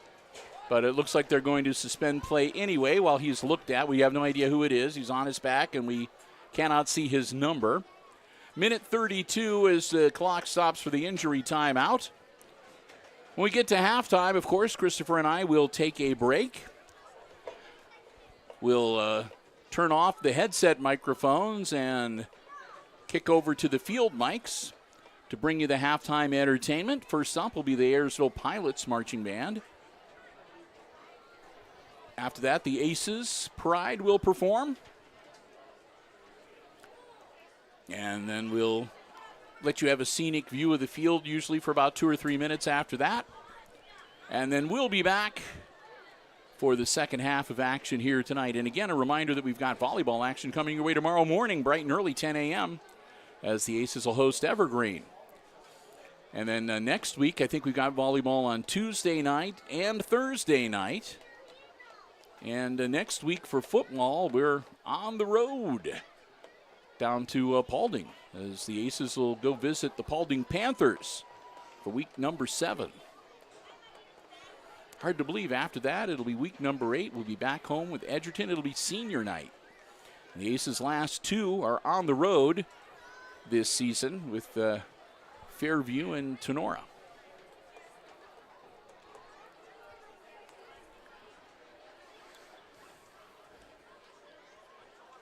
Still looking at the player on the far side of the field. Doc Haggerty out, along with the Ayersville trainer, is helping him out. As both teams down on a knee or huddled up. And they'll get him up, and so that's going to be Dix. Braden Dix, who got his bell rung a little bit. He'll walk back across the field under his own power, and we'll get ready to get back in action here. It'll be 1st and 10 Ayersville on the Aces 20-yard line, as the Pilots right on the edge of the red zone here. Minute 32 to go before halftime, and the Pilots seeing if they can maybe punch one more in before they head to the locker room. 12-point lead. Score here could make it 18. It could make it as many as 20-point deficit for the Aces for the second half. So here we go. Lucas Fishpaw, their senior quarterback.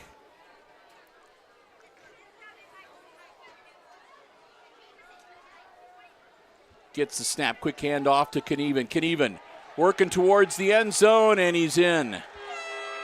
Upright and relatively untouched. He blew right through the defenders, and into the end zone he goes. Torian Knieven, that's his 3rd touchdown for the evening. Aces now up 20, or the Pilots are now up over the Aces, 26-8. Minute 25, and they're going to just go for a single-point conversion here. They were not too successful with the kick attempt last time.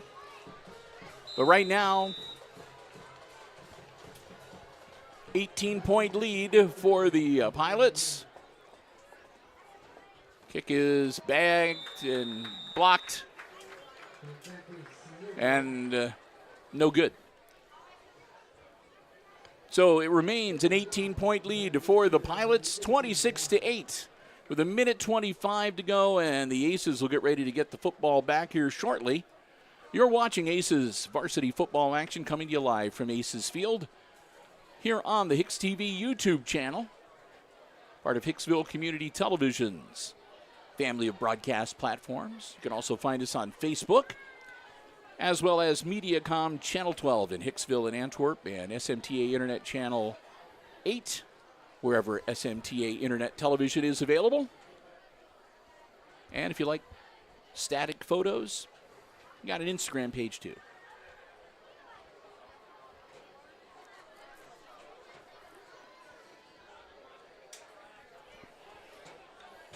So yeah, if you want to, you can subscribe on YouTube, follow on Facebook, follow on Instagram. Keep up to date with all the stuff we're up to here at Hicksville Community Television.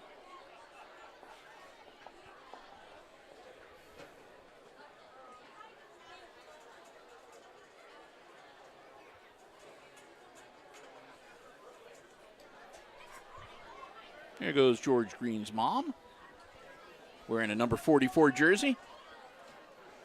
Proud of her son, who can bench press Chris. George could probably bench press 2 of me. Yeah. One would be too many, I think.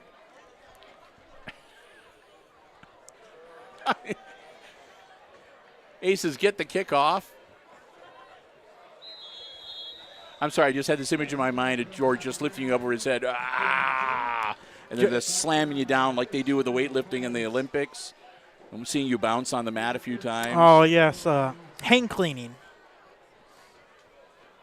The clean and jerk. You'd be the... No, that's too easy. Yeah, I was about to say, I wouldn't even be a warm-up for George.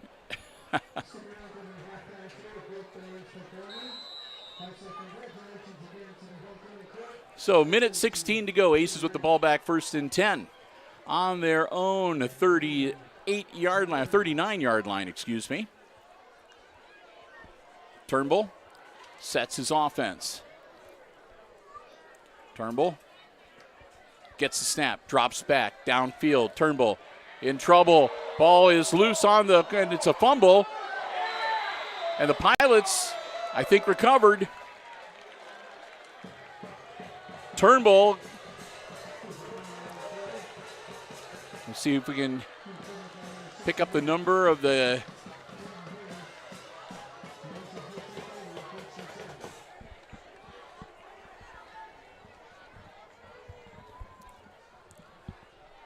So Turnbull dropped back to pass. They looked like they were going to sack him. The ball pops loose, and the Pilots fall on it to recover the fumble. Last thing the Aces needed here tonight, 1:08 to work with.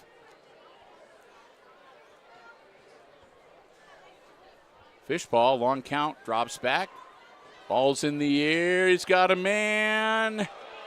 Caught for the touchdown. Oh, the Pilots recover the fumble, then they make it burn. 6 more for Ayersville as they're into the end zone to make it 32-8. Conversion attempt pending, and there's still 1 minute and 1 second to go before halftime. As again, things on this second half going a little more slowly or lasting longer, whatever you want to call it.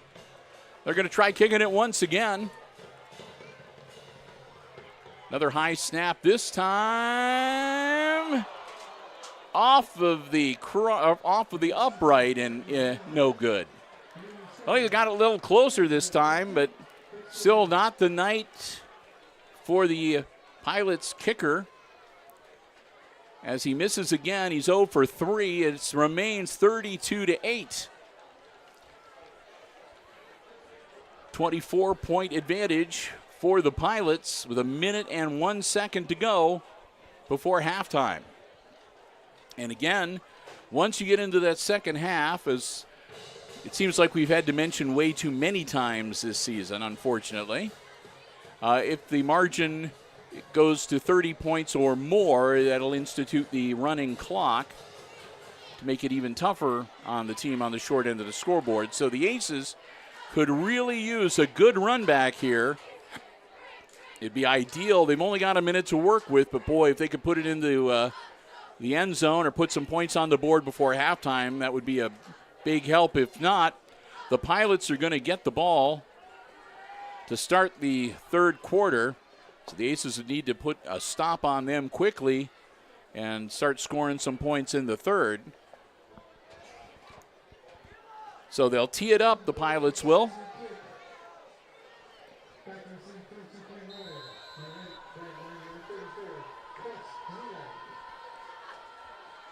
Court away.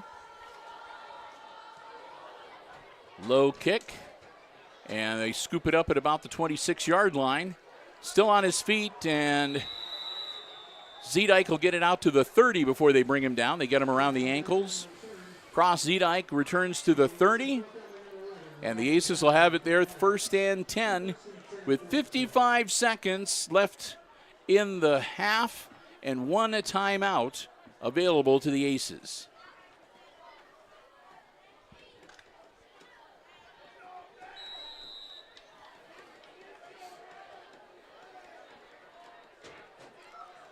Turnbull, all alone in the backfield. 3 out on the far side, 2 on, or not, that was, excuse me, that's Langham. Langham's going to hang on to it himself. Brant Langham First down yardage as Brant scampers across the 40 to the 41. So they switch up quarterbacks, and Langham takes the snap, and he runs straight ahead for 11 to move the chains. Clock continues to roll.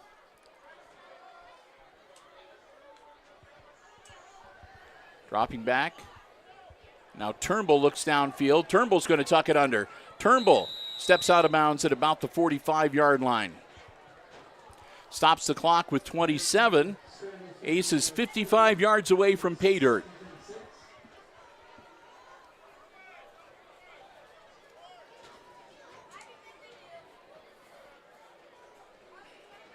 And some good-looking pizza being served up. Some few people coming by with some plates of pizza down below us in the stands. Of course, we enjoyed the awesome Athletic Booster cheeseburgers yet again tonight. I look forward to that every week that we're at home. Yes, I was about to say it, but I feel like it's not a home Aces broadcast, but I was mentioning the Boosters cheeseburgers. Turnbull, ball in the air through the hands of Sanders and incomplete. Only takes 4 seconds off the clock. It'll be 3rd down and 6 with 23 seconds left to go. Ball remains at the 45-yard line.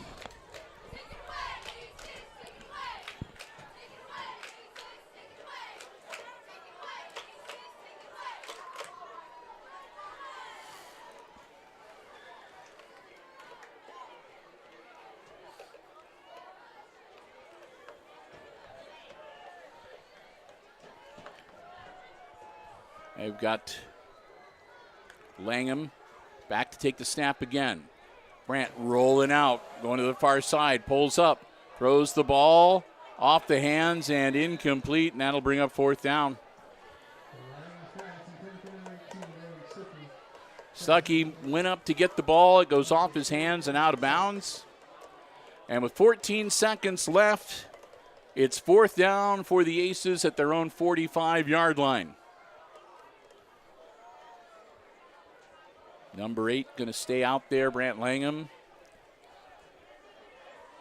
We'll see if they're going to punt it or if the Aces might have something up their sleeve here. Langham's going to drop back and show punt. Green is right there. And, yep, he's going to hang on to it. And no avail. Yep. I just had a feeling in the back of my neck that they were going to try something there. Why not?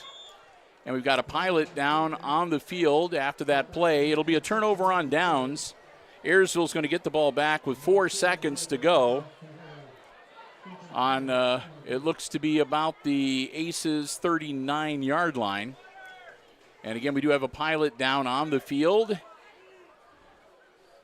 As this is our second injury timeout here at Aces Field this evening. Homecoming night.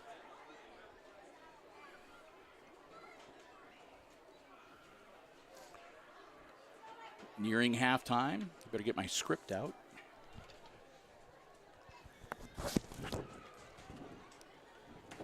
There we go.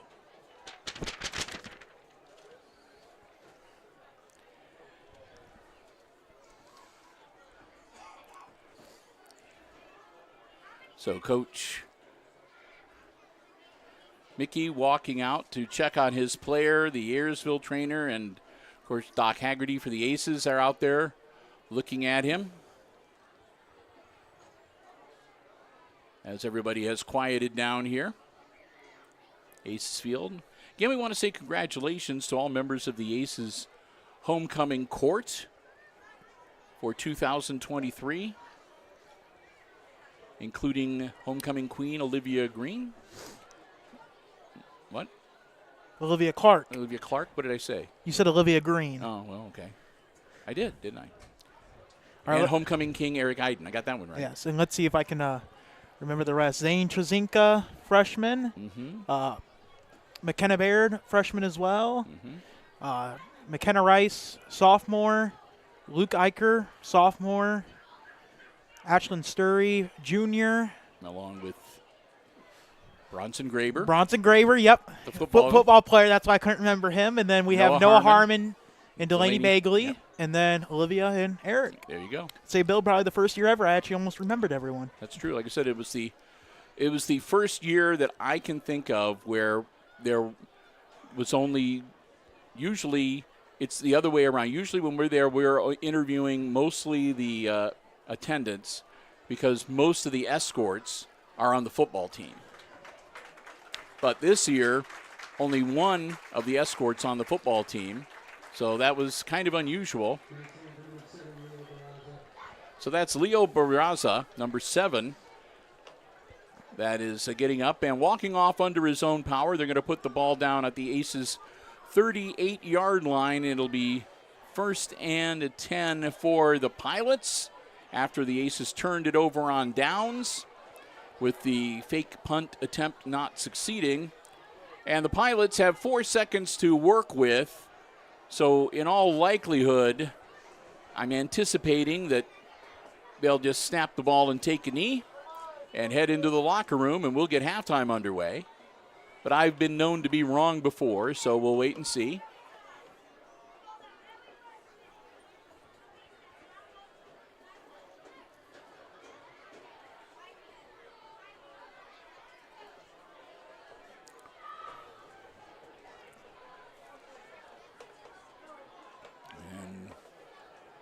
Bit of a conversation.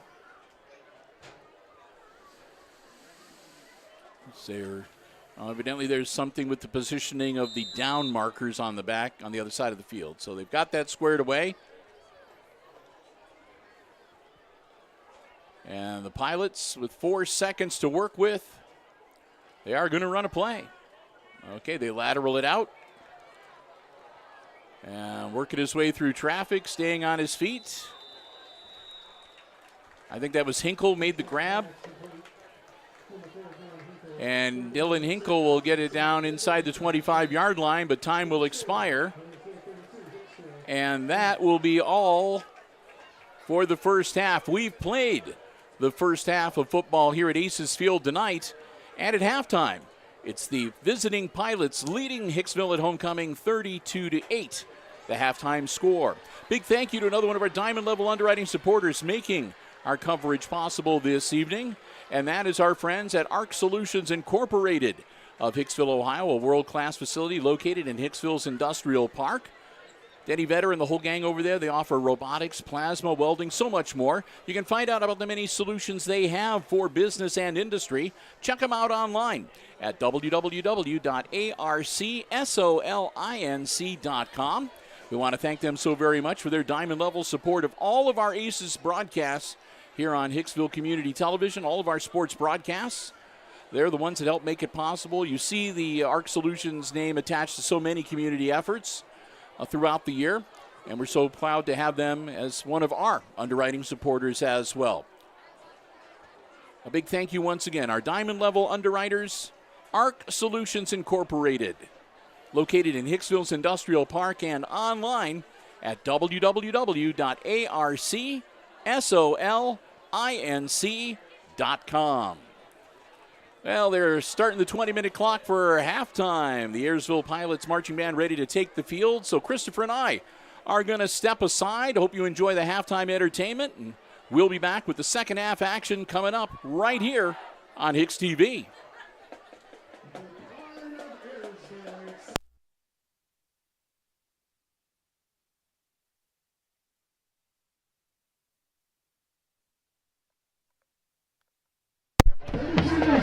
First song is taking unexpected success. We're bringing a new genre of music. But enough of me talking already. Like anything, here we are now in its dance. Directed by Junior Decorator Ben Chinaman. This is Snowflake HIX-TV.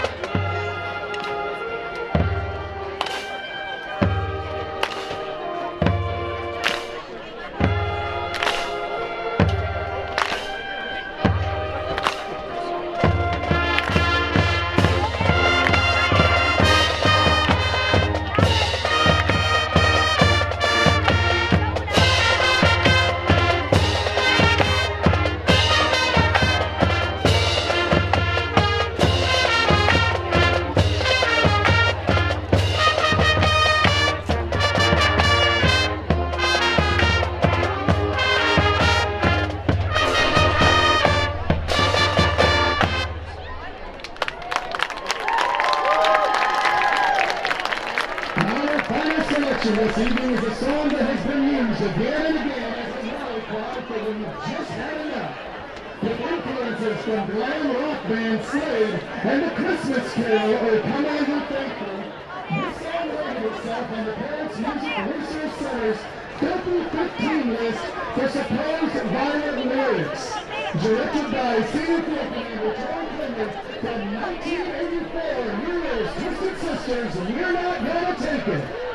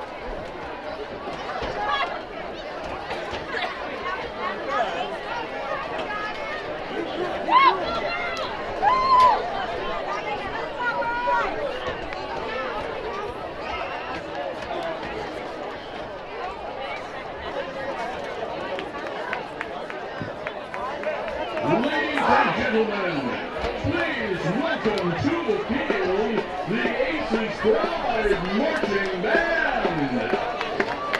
5 years present a symphonic spectacle that's sure to electrify your evening.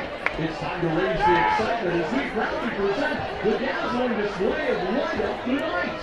Get ready for toe-tapping tunes, radiant rhythms, and a glow of entertainment that will leave you beaming from ear to ear. We begin this evening with Katy Perry's iconic anthem, Firework. Just like a dazzling burst of powerful pyrotechnics, this electrifying performance will shower you with musical sparks and fill the air with a symphony of joy.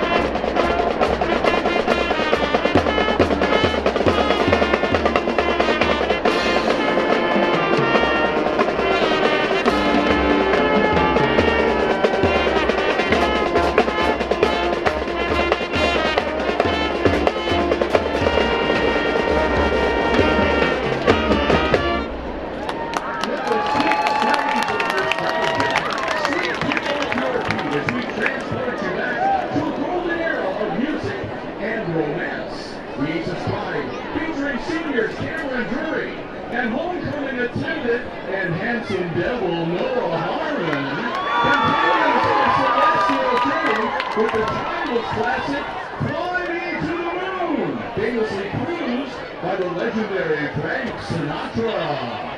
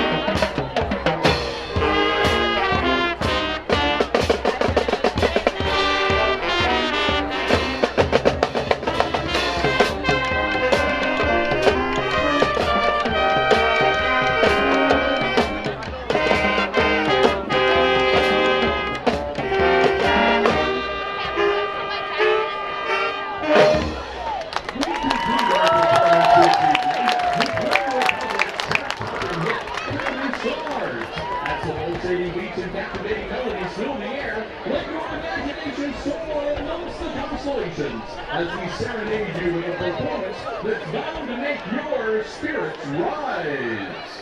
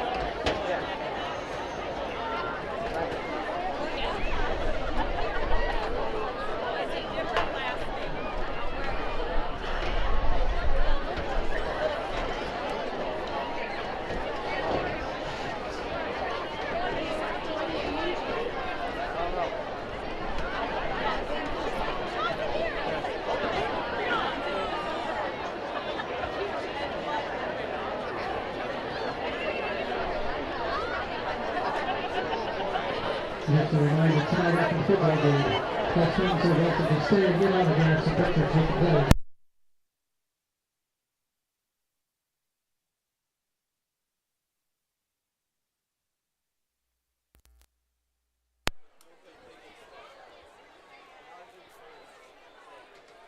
We welcome you back to the press box here at Aces Field as we're a little over a minute away from getting the second half of action underway here tonight. We want to say a big thank you to one of our underwriters, our diamond level underwriters making our coverage possible. That's our good friends at APT Manufacturing Solutions of Hicksville, Ohio. Located in Hicksville's Industrial Park, offering many solutions for business and industry, including powder coating, welding, safety protocols, and much, much more. And they're also looking to add to their roster. Maybe you could become a part of the APT manufacturing team. Go online to aptmfg.com/careers for a full listing of all the opportunities they have available, many with specialized training and certification opportunities. And you can fill out an application, upload your resume. They'd love to hear from you, and who knows, maybe you can become a part of the APT manufacturing family. We want to thank them so very much for their continued diamond level support of all of our Aces Sports broadcasts for 2023 here on Hicksville Community Television. Tony Niswander, the whole gang at APT Manufacturing Solutions of Hicksville, Ohio, and online at aptmfg.com/careers. Aces will kick off to the Pilots, and if you are just joining us, Ayersville leading at the half 32-8. 24-point advantage for the Pilots, and the Aces have to kick the ball off to them to start the third quarter. Great job tonight by both bands out on the field for the halftime entertainment. Especially like the Ayersville Majorette with the turbocharged, looked like a couple of X-Wing fighters, going into hyperdrive or whatever, flying around down there. Kick is up and fielded at the 25-yard line. On the far side of the field, Pilots forward to about the 37, 38-yard line. So that's where the Pilots will set up shop to start off quarter number 3. Bill Murphy, Chris Warner with Hicksville Community Television. So glad to have you with us, and hope you are enjoying this live free coverage tonight here on the HIX-TV YouTube channel. And again, we want you to know that it's thanks to all of the underwriters that we mention throughout this broadcast that these live and free live streams, they're the ones that make it possible for us to do it free of charge. So can't thank them enough. I wanted to thank the Ayersville AD, too, for sharing our I link know and all that to their school district. We've got a few viewers from Ayersville joining us for the first time tonight, so welcome to HIX-TV. Your Pilots are doing well for you tonight. Although that time they barely made it back to the line of scrimmage, so it'll be 2nd and 10. Honest, I'm not trying to jinx your Pilots. Don't log off. Keep watching.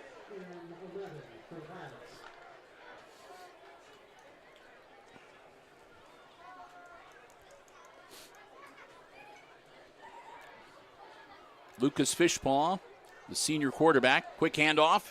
Nice hole and powering forward. Found a seam, but it closed up on him pretty quickly. That was Knieven. And Knieven will get him out to the 40-yard line. Fortunately, the Aces were able to collapse in on him before he was able to really work up a head of steam. Knieven is only a junior, but 5'10", 185 pounds. And so when he gets going, he can be difficult to stop. 3rd and 8 now for the Pilots.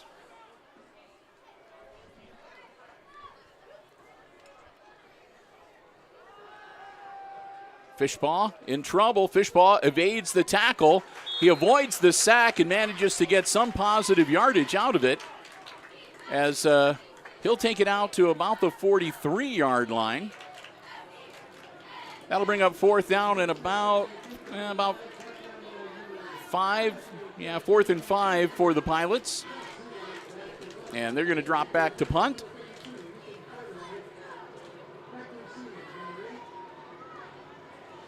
Their punter, number 52, I believe, Ethan Cordaway.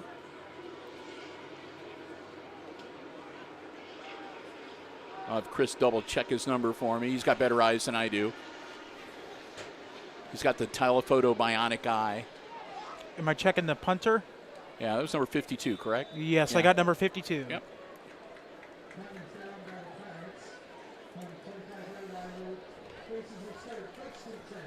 So Aces get the ball back after the punt. They'll have it 1st and 10 on their own 25-yard line.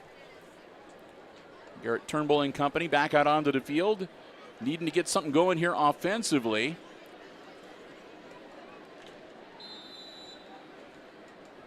Down right now by 24.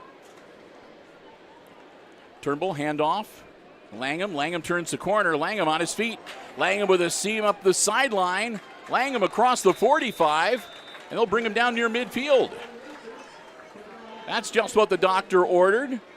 Brant Langham found himself a nice little tunnel there that he could just lope up along the sideline. Had a good angle and almost made it to midfield before the Pilots were able to intercept him and take him out of bounds. 1st and 10, Aces at their own 47-yard line now.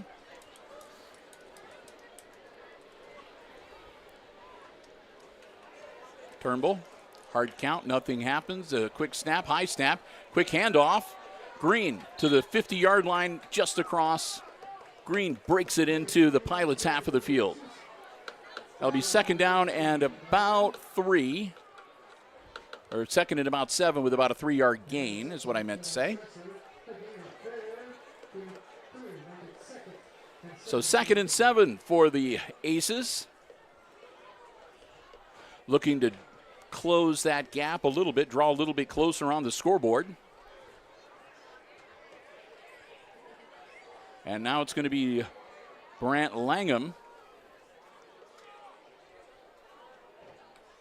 taking the snap. Langham, ball in the air, caught by Cross Zedike. Zedike knocked out of bounds at about the 47-yard line. of the Pilots. He'll pick up about 2, maybe 3.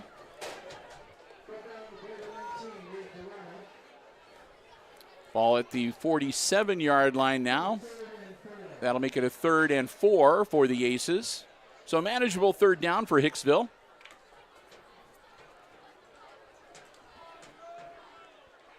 And Turnbull back in the shotgun, hands off to Langham. Langham heads around the corner. Langham breaks free again. Langham, it's a foot race. Grant Langham, touchdown. Touchdown Aces. And 2 flags on the field back at the 42-yard line. So we'll have to wait and see whether this is going to stand. That was a nice hole that Langham found and scooted all the way into the end zone. And that's going to be a hold, the reason why it was such a nice hold for him. So the Aces flagged for holding, and the great Brant Langham run will come back. Score will remain 32-8, and the Aces are going to be back to near the original line of scrimmage, maybe even a yard past that.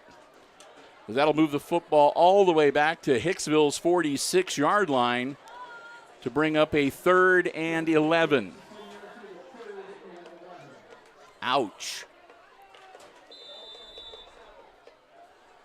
So Hicksville, burned by the holding call, try to bounce back now on a 3rd and long. Turnbull spins around, quick handoff, and nothing doing there. Gave the ball to Cross Zedike, and Zedike took about 2 steps, and he was planted on his back on the turf. He loses about 2 more yards. It'll be 4th down and about 13. And the Aces punting unit will be back out on the field.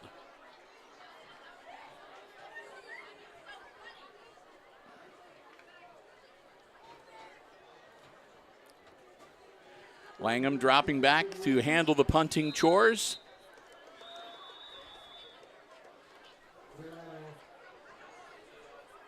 And a timeout.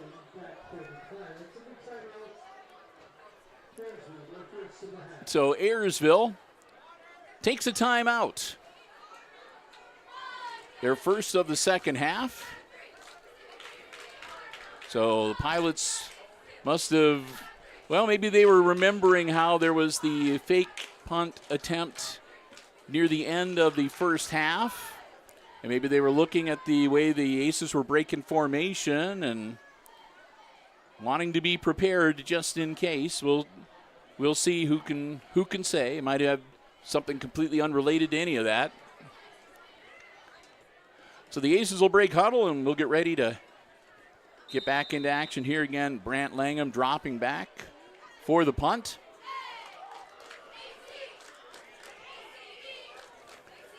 Langham, another low one, and that's going to be a low roller. It's going to be downed by the Aces about the 32-yard line. So the Pilots will get the ball back with 7:20 to go in quarter number 3. No change in the score from halftime, still 32-8. The Aces had a touchdown taken away by a holding call. And the Pilots back on offense, 1st and 10 at their own 31-yard line.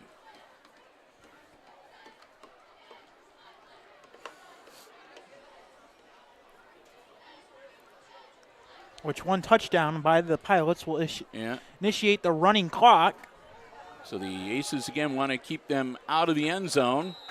Nothing doing there, as he might have made it back to the line of scrimmage. Bring up 2nd down and 10.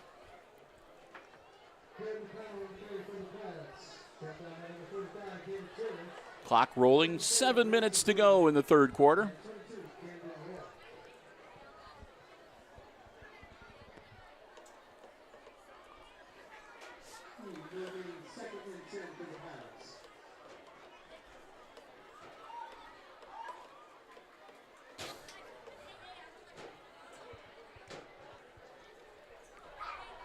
Fishpaw, ball in the air. He's got a man. It overthrows him, and it'll be incomplete. It'll bring up 3rd down. Intended receiver was number 15, Ray Wolfram.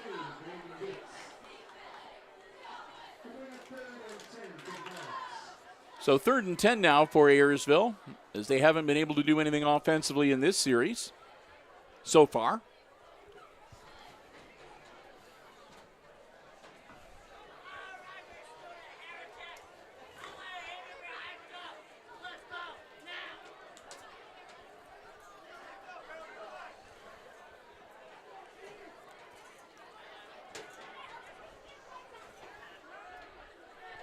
Pilots get set.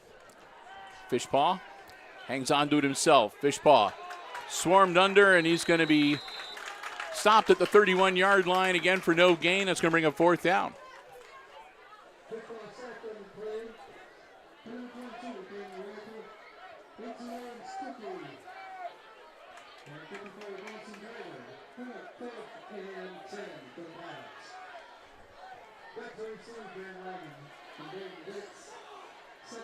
So the punting unit for the Pilots comes out onto the field. As we go under 6 minutes, past the halfway point of quarter number 3.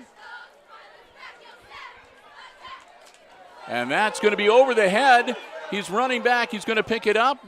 And that's going to be great field position for the Aces as they down him at the 10-yard line. A terrible snap over the punter's head.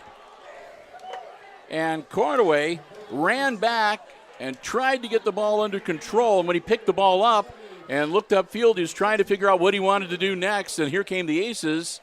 So he just decided to run and get as much yardage as he could.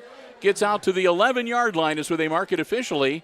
So the Aces with excellent field position here.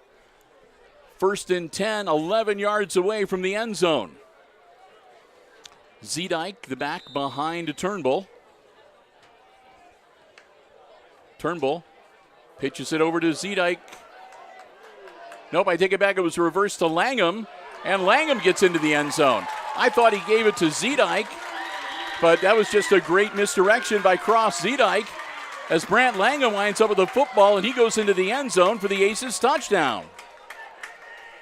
So all of a sudden, we've got a little bit more of a football game going for us here tonight as the Aces close the gap. It's now 32-14. With the conversion attempt pending.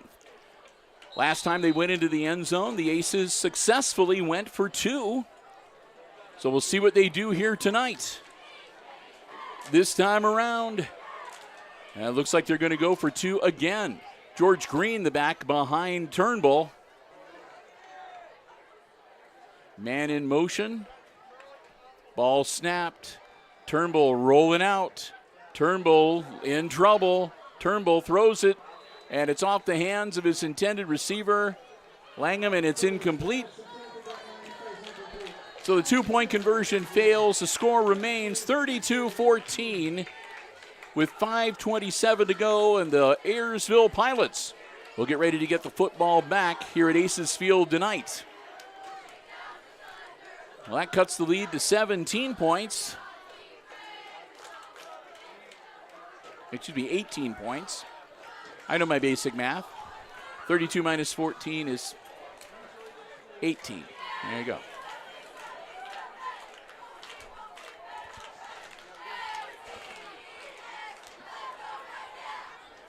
So again, the Aces, at the very least, stave off the specter of the running clock, which will be a sigh of relief for Hicksville fans.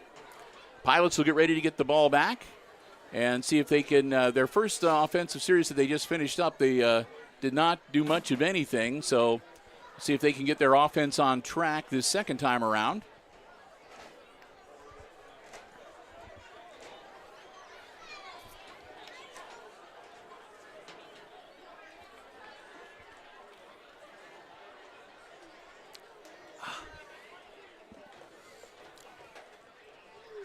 So the Aces getting ready to kick it off.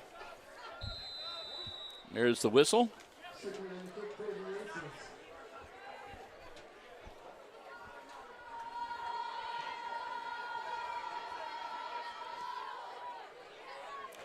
And that right to one of the Pilots players, and a strong return from Ayersville out to about the 45, maybe the 46-yard line.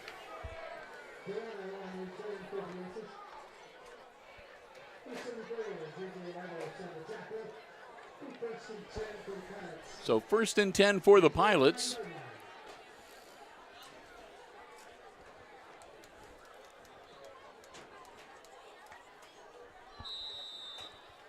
And got to hurry up and get the down markers in place.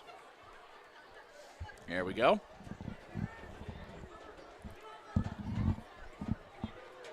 Fishball, handoff right up the middle. Powering forward to about the 49-yard line. It's number 4, Dylan Hinkle.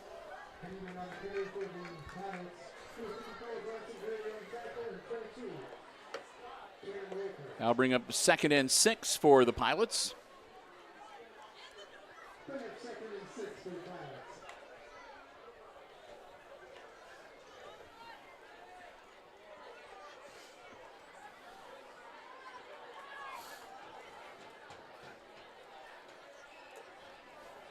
And again, another handoff. And he's still on his feet, powering out, and that should move the chains.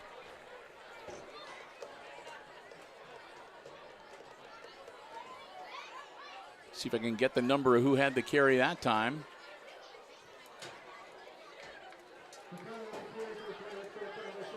And it looked like it was McConnell, number 24.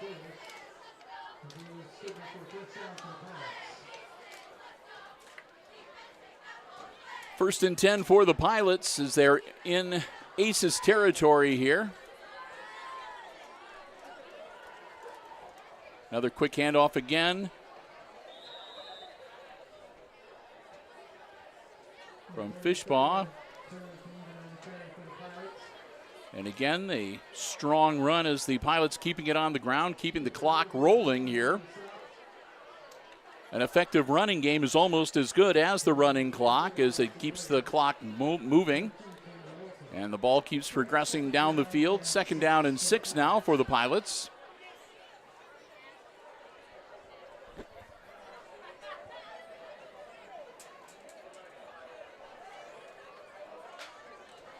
And another handoff, straight up the middle, still on his feet, down to the 25-yard line.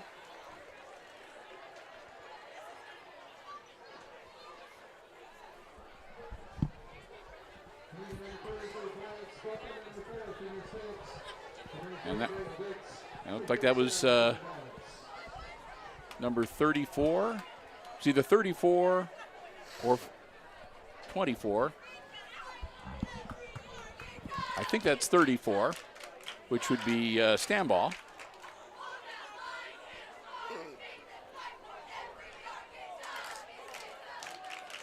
Ball in the air from Fishbaugh, caught on the far side by an ace.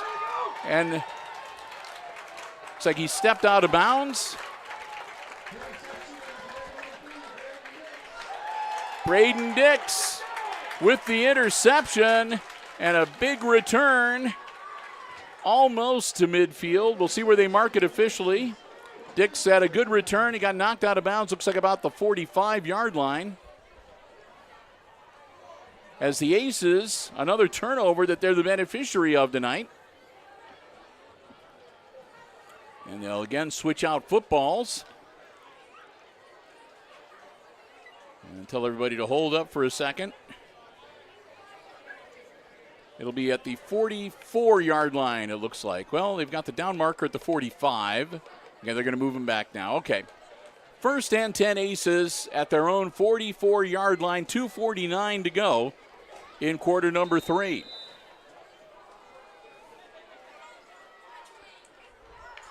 Turnbull drops back. Turnbull, ball in the air, man open, and a nice grab, and then he drops it. They'll say incomplete. Langham stretched out, looked like he had it. Hit the turf. I think he might have got the wind knocked out of him. He's still down.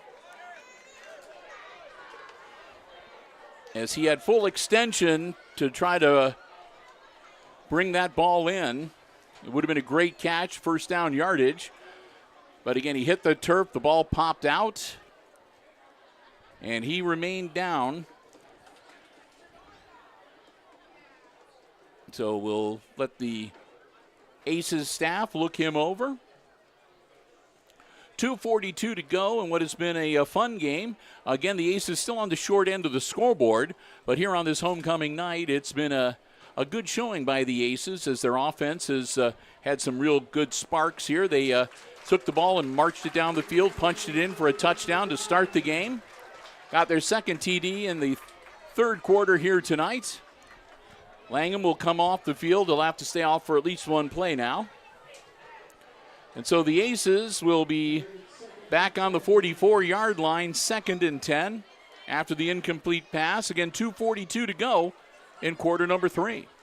And, Bill, I think the Aces are actually doing very well for not having 3 seniors on their squad. Yeah, we had some today. injuries. So yes. Carl Rupert, Caden Steffel, the 2 I can think of. And then Camden Walter as well, not able to play. Yeah. So I think the Aces are doing pretty good for having not. Good, yep. Yes. Despite the injuries. Turnbull. Handoff. And close to midfield. That was Braden Dix getting the carry. And Dix will move them forward to about the 49-yard line, pick up a 5. Now they're going to say 4 yards, so 3rd and 6 for the Aces.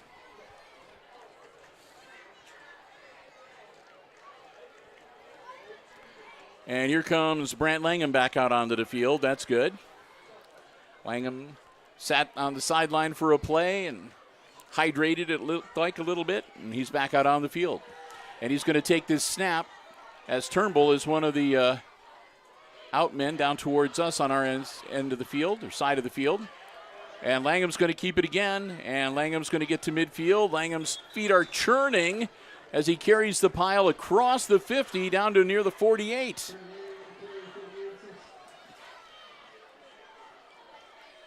It's going to bring up 4th down for the Aces, but a 4th and 3 on the Pilot side of the field. So we'll see what Hicksville comes up with here. 4th and 3, and they're going to go for it, it looks like. They're down by 18. Turnbull back behind center.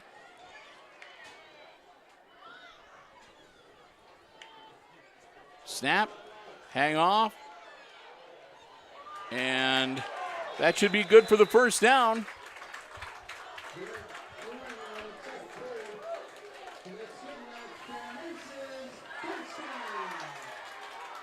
So first down for the Aces.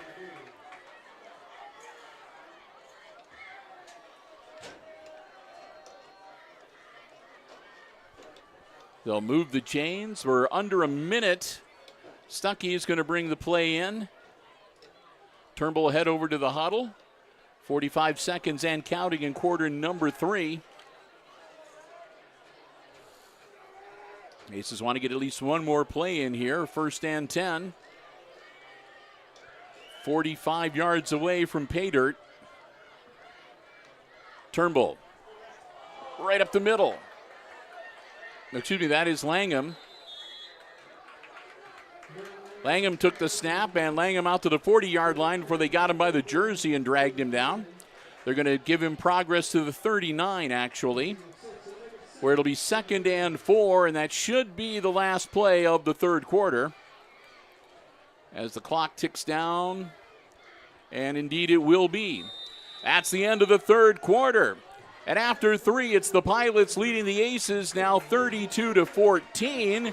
And Hicksville with the ball on the Pilot side of the field and driving when we return for fourth quarter action. And as we get ready to flip ends of the field, we want to say a big thank you to another one of our Diamond Level underwriting supporters making our coverage possible here on the HIX-TV YouTube channel. And that's the Jim Schmidt family of automotive dealerships in Hicksville, Ohio.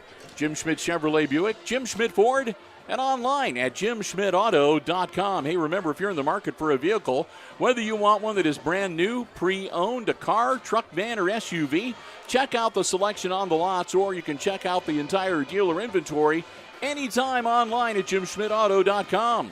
Remember, it's always about service before, during, and after the sale at the Jim Schmidt family of automotive dealerships in Hicksville, Ohio. We want to thank them so very much now for, I think it's 15 years that they have been a supporter and underwriting all of our Aces sports broadcasts here on Hicksville Community Television. And hopefully you will do the same, because remember, anytime you see Aces sports action on HIX-TV, they're the ones that help make it possible. The Jim Schmidt family of automotive dealerships in Hicksville, Ohio, Jim Schmidt Chevrolet Buick, Jim Schmidt Ford, and online at jimschmidtauto.com. So the Aces, a 2nd and 4 on the Pilots' 39-yard line. Here we go. Turnbull back behind center now.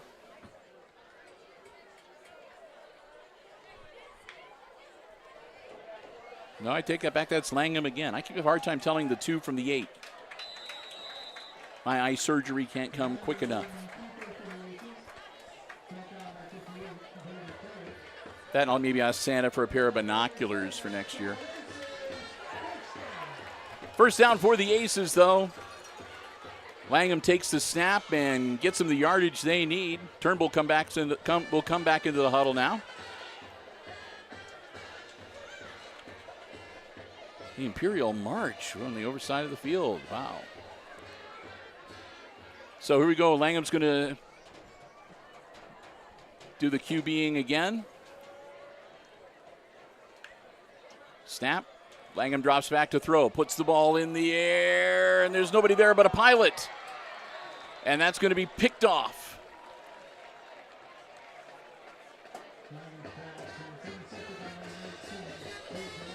Interception made by Abe Delano, number 19.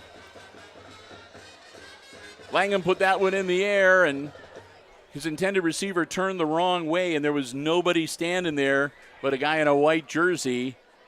So it was an easy interception for Delano. So the Pilots will get the ball back on the other side of the coin, though. They're at their own 6-yard line. So they've got a lot of green to traverse here. 11:07 to go in the game. Pilots leading 32-14.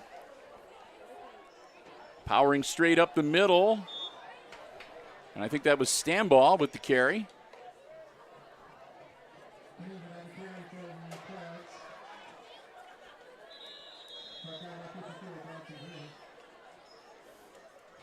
And Graber stays on the turf there. And an official timeout for the injury. So far, the Pilots have used one timeout, and the Aces have not touched any of theirs. And Bronson Graber being looked at by Doc Haggerty. Hopefully he'll pop up. Don't want his homecoming date getting worried.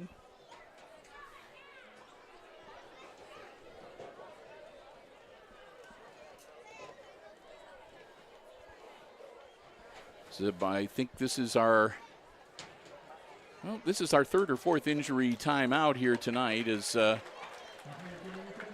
a lot of bumping and banging out there. It's not to be unexpected when you have one of these inter-county rivalries in the GMC like we have between the Pilots and the Aces. Not to be unexpected that both these teams are going to be out here tonight playing hard-nosed football tonight. 2nd and 3 for the Pilots. Luke Fishbaugh. Split back on either side. Fishbaugh, quick handoff. Still on his feet. And breaking free. And they'll finally drag him down around midfield.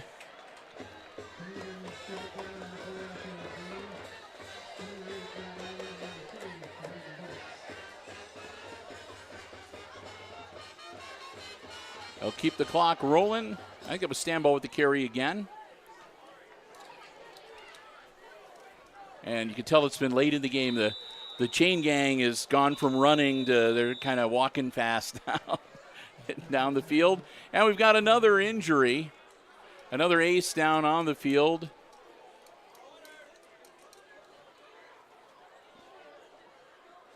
I think that might be number 3, Braden Dix. So again, here in the fourth quarter, we've had our fair share of injuries. I think Graber, Dix helped make that tackle, and he kind of got rolled up on or rolled over. And it looks like he might have twisted something with one of his legs. They're kind of looking at his lower leg or knee. So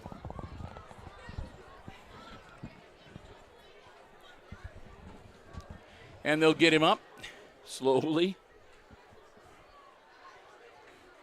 And he is going to be, he's limping a little bit as they walk him off.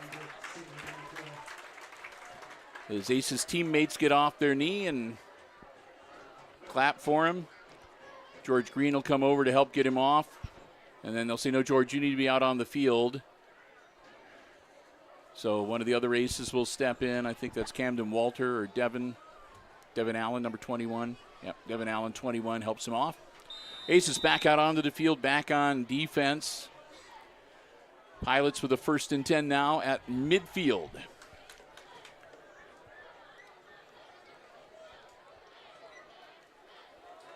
Handoff.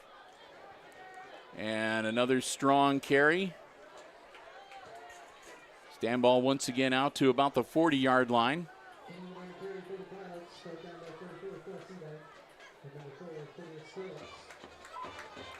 They'll stop him just shy of the 40. It'll be 2nd and 1. To go under 10 minutes left in this game. Pilots with the ball and driving.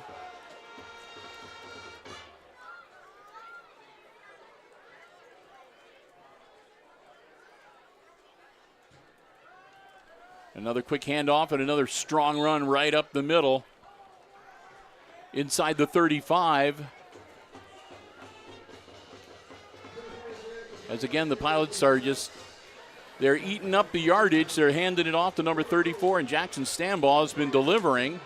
And like I said, it's almost as good as a running clock. They're advancing the ball, they're getting first downs, and they're keeping it on the ground so the clock continues to roll.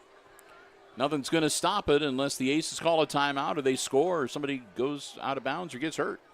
Or a penalty, I suppose. Fishpaw. Again, quick handoff. Jumping over one man, number 34, out to about the 25-yard line. They're going to have him down at the 26.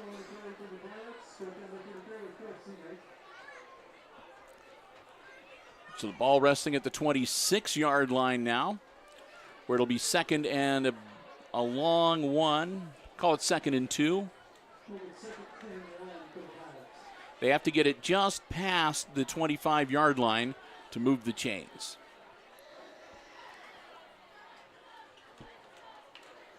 And again, Stanbaugh is going to get the carry. And Stanbaugh close to first down yardage.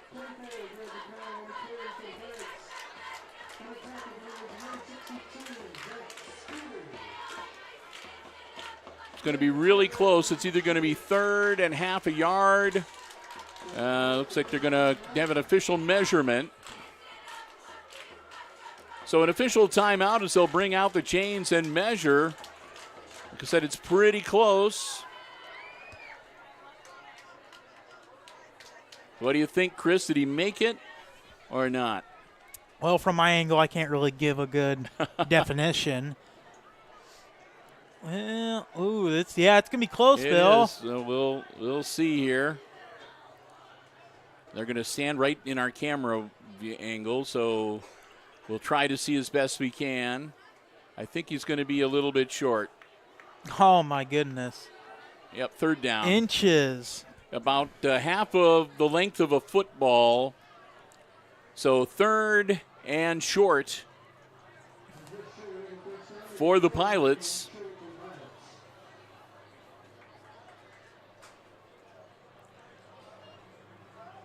And again, we didn't zoom in to show you the placement because all of the officials were standing between the ball and our camera. So we could have zoomed in and given you a great view of a lot of legs.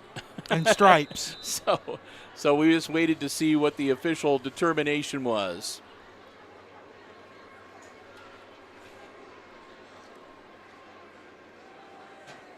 And again, Stanbaugh with the carry. Number 34, Jackson Stanbaugh, just a freshman, and he's getting his reps in tonight as he's been their workhorse carrying the ball. He only needed about 6 inches. He got him a little more than that, and that'll move the chains. And another first down for the Pilots as they get nearer to the red zone at the 22-yard line. Under 8 minutes to go now here in our fourth quarter, and the Pilots leading 32-14.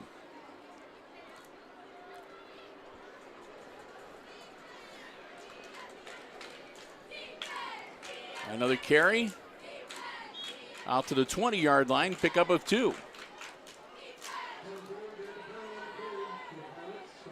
Second and 8 coming up.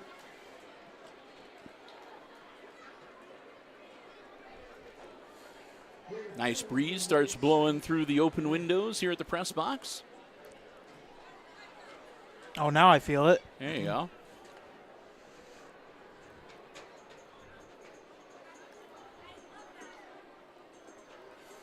So you start to head towards fall. Fishball puts it up in the air, up for grabs, caught. I don't think he made it into the end zone, but a catch on the far side, right in the corner there. It's going to bring up first and goal for the Pilots.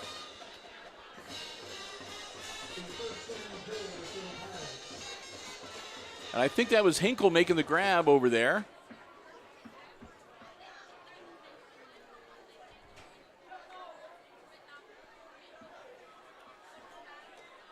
And now we'll get ourselves set for a first and goal from the 2-yard line.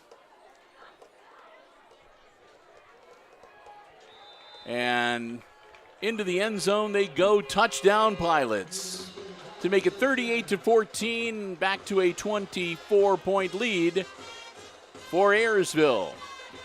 And they put the touchdown on the wrong side of the scoreboard, so they'll quickly put the Aces score back to 14. If you're looking on the screen and saw it go to 32 to 20 and got all excited, nope. 38-14.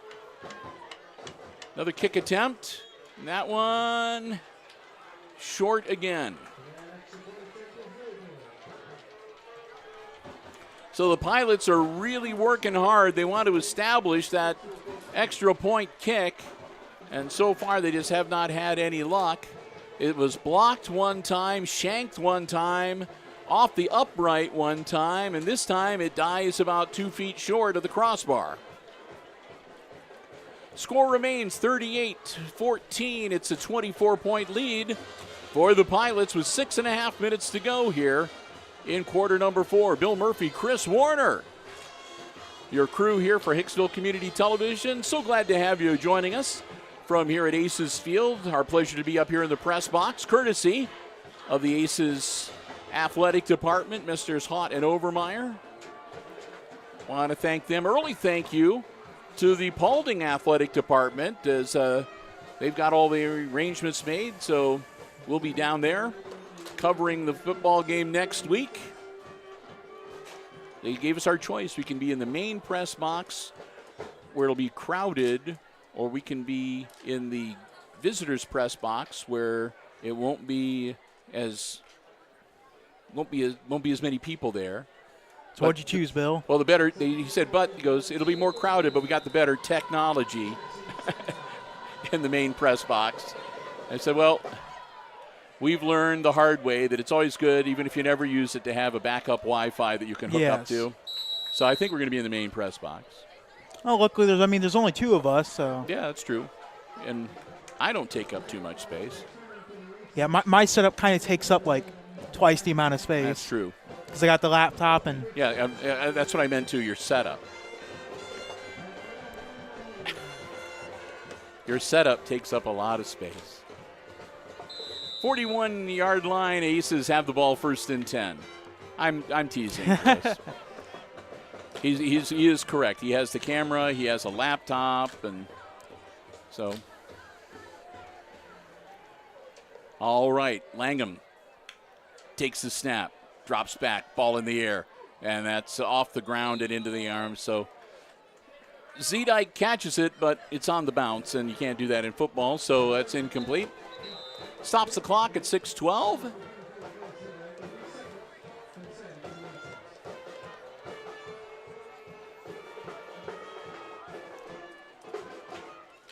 Now the Aces are doing it. I think that was that's the Sports Center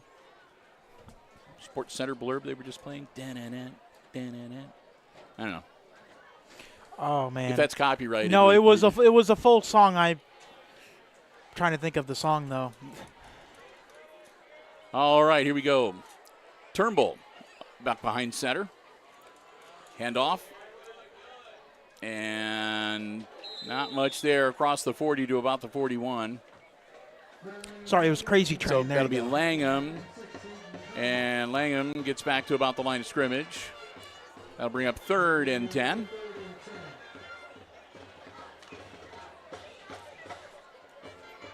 I was trying to think back to my marching band days, and it was a Crazy Train. Whatever it was. Turnbull, turn around, hand off. And again, nothing doing there.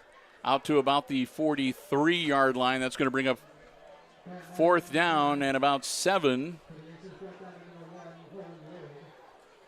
Langham with the carry. 4th and 8 for Hicksville.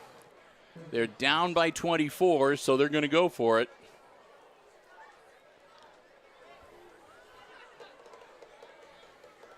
Stuckey going out wide on the near side towards us. Austin Sanders. Turnbull with the snap. Send in the house. Turnbull, nothing there. Turnbull running for his life now. Turnbull in the middle of 3, now 4 Pilots as they gently escort him out of bounds at the 42-yard line. Say thank you very much. We'll take the football.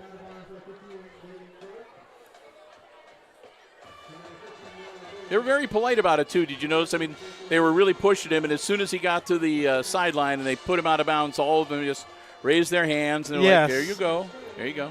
Yeah, it could have gone a lot more rougher.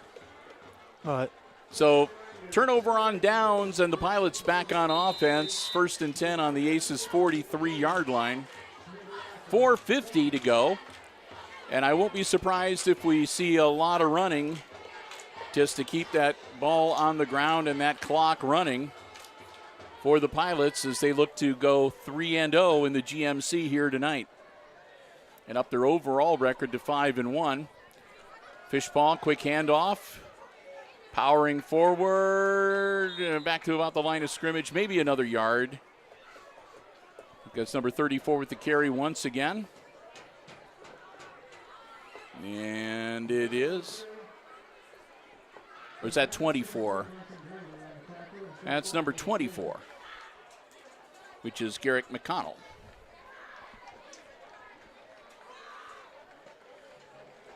We've seen McConnell and we've seen Stambaugh both running. They're both freshmen. One's 24 and one's 34. And they've both been getting their fair share of carries here tonight.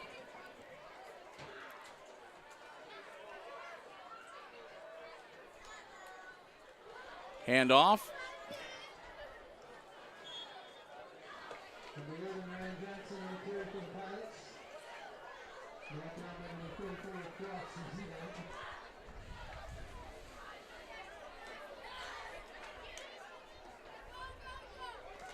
Down to the 39-yard line.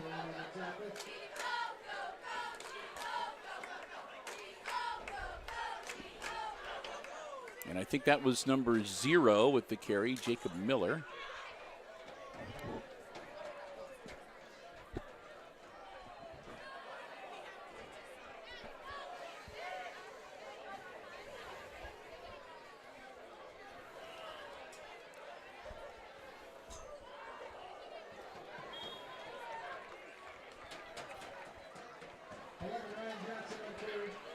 Ryan Johnson with the carry that time. He's number 11. So maybe that's who it was. It was number 11, not number 0.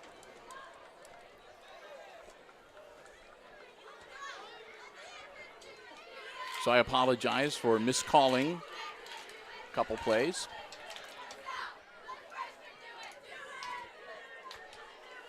.250 in the clock rolling.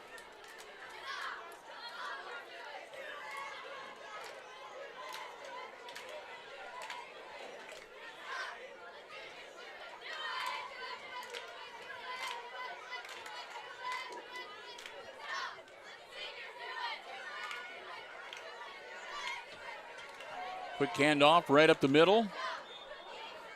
Down to near the 25-yard line.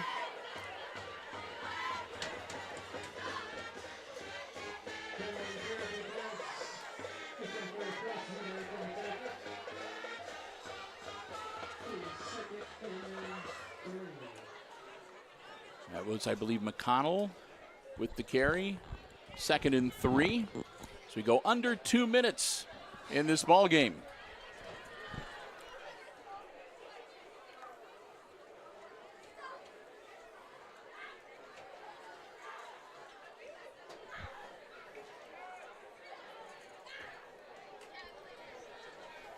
Quick handoff. Straight up the spout again.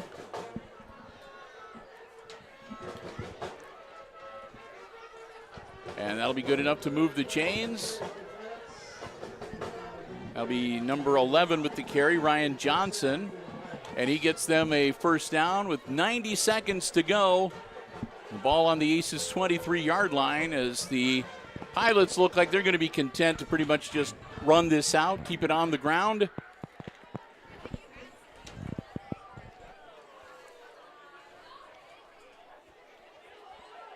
And a long count as they let the play clock go down.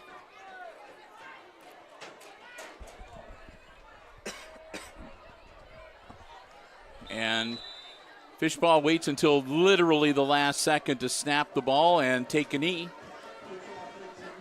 They'll have to do that one more time. The Aces could, if they wanted to, stop the clock by calling a timeout, but there's really no point in that at this juncture. The Pilots, again, are going to be winning this football game. They'll up their overall record now to 5-1. And they'll remain undefeated in the Green Meadows Conference with a 3-0 record. With the loss, the Aces are going to fall to 1-5, and they'll still be winless in the GMC with an 0-3 record. But before you get too disheartened, that 0-3 record is because the first 3 GMC games the Aces have played this season have been against the top 3 teams in the Green Meadows Conference in the Antwerp Archers, the Ayersville Pilots, and the Wayne Trace Raiders, all favored to be near the top of the heap when the conference is determined coming up in a few weeks. Time expires, and that's the ball game. Your final score here tonight. The Ayersville Pilots come to Hicksville and spoil homecoming for the Aces as the Pilots win tonight 38-14, your final score. Well, as we wrap everything up, again, we want to say a big thank you to, first off, to the homecoming committee here at Hicksville Schools for allowing us to head out earlier today and interview all the members of the homecoming court and take some footage of the parade lineup as they were getting ready to step off from out at the fairgrounds this evening. And, of course, allowing us to live stream all the festivities from here at Aces Field before the game got underway this evening. Thanks also again to the Aces Athletic Department for giving us our space and allowing us to be here and bringing you our free live stream coverage of the football action here on Hicksville Community Television. Thanks again to all of our Diamond Level underwriting supporters making our coverage possible from Aces Field tonight. That's the Jim Schmidt family of automotive dealerships in Hicksville, Ohio. Jim Schmidt Chevrolet Buick, Jim Schmidt Ford, and online at jimschmidtauto.com. APT Manufacturing Solutions of Hicksville, Ohio, and Hicksville's Industrial Park, and online at aptmfg.com/careers. Thanks also to the Hicksville Pharmacy, your good neighbor pharmacy located right in the heart of downtown Hicksville, Ohio. Call them at 419-542-6218 for information on flu shots, COVID boosters, or more. And, of course, APT Manufacturing Solutions. I already said that. ARC Solutions Incorporated. I got distracted by what was going on down at the field. ARC Solutions Incorporated, a world-class facility located in Hicksville's Industrial Park and online at arcsolinc.com. And we also want to thank you for joining us this evening. Hope that you enjoyed our live stream coverage of the Aces football action from Aces Field here tonight. with that, we are going to wrap things up, and we are going to go home and try to get a few hours sleep. Our next sports live stream comes your way tomorrow morning, just before 10 o'clock. It'll be girls volleyball action, JV and varsity, from the Red Zone at Hicksville High School, as the Lady Aces will host the it'll be the Lady Vikings of Evergreen on Saturday morning. So with that, we are going to wrap it up here this evening. One more time, your final score tonight. It's the Ayersville Pilots 38 and the Aces 14 on homecoming weekend. And for Chris Warner, running the camera, operating and overseeing the live stream this evening, I'm Bill Murphy with Hicksville Community Television, wishing all of you a very good night and good sports.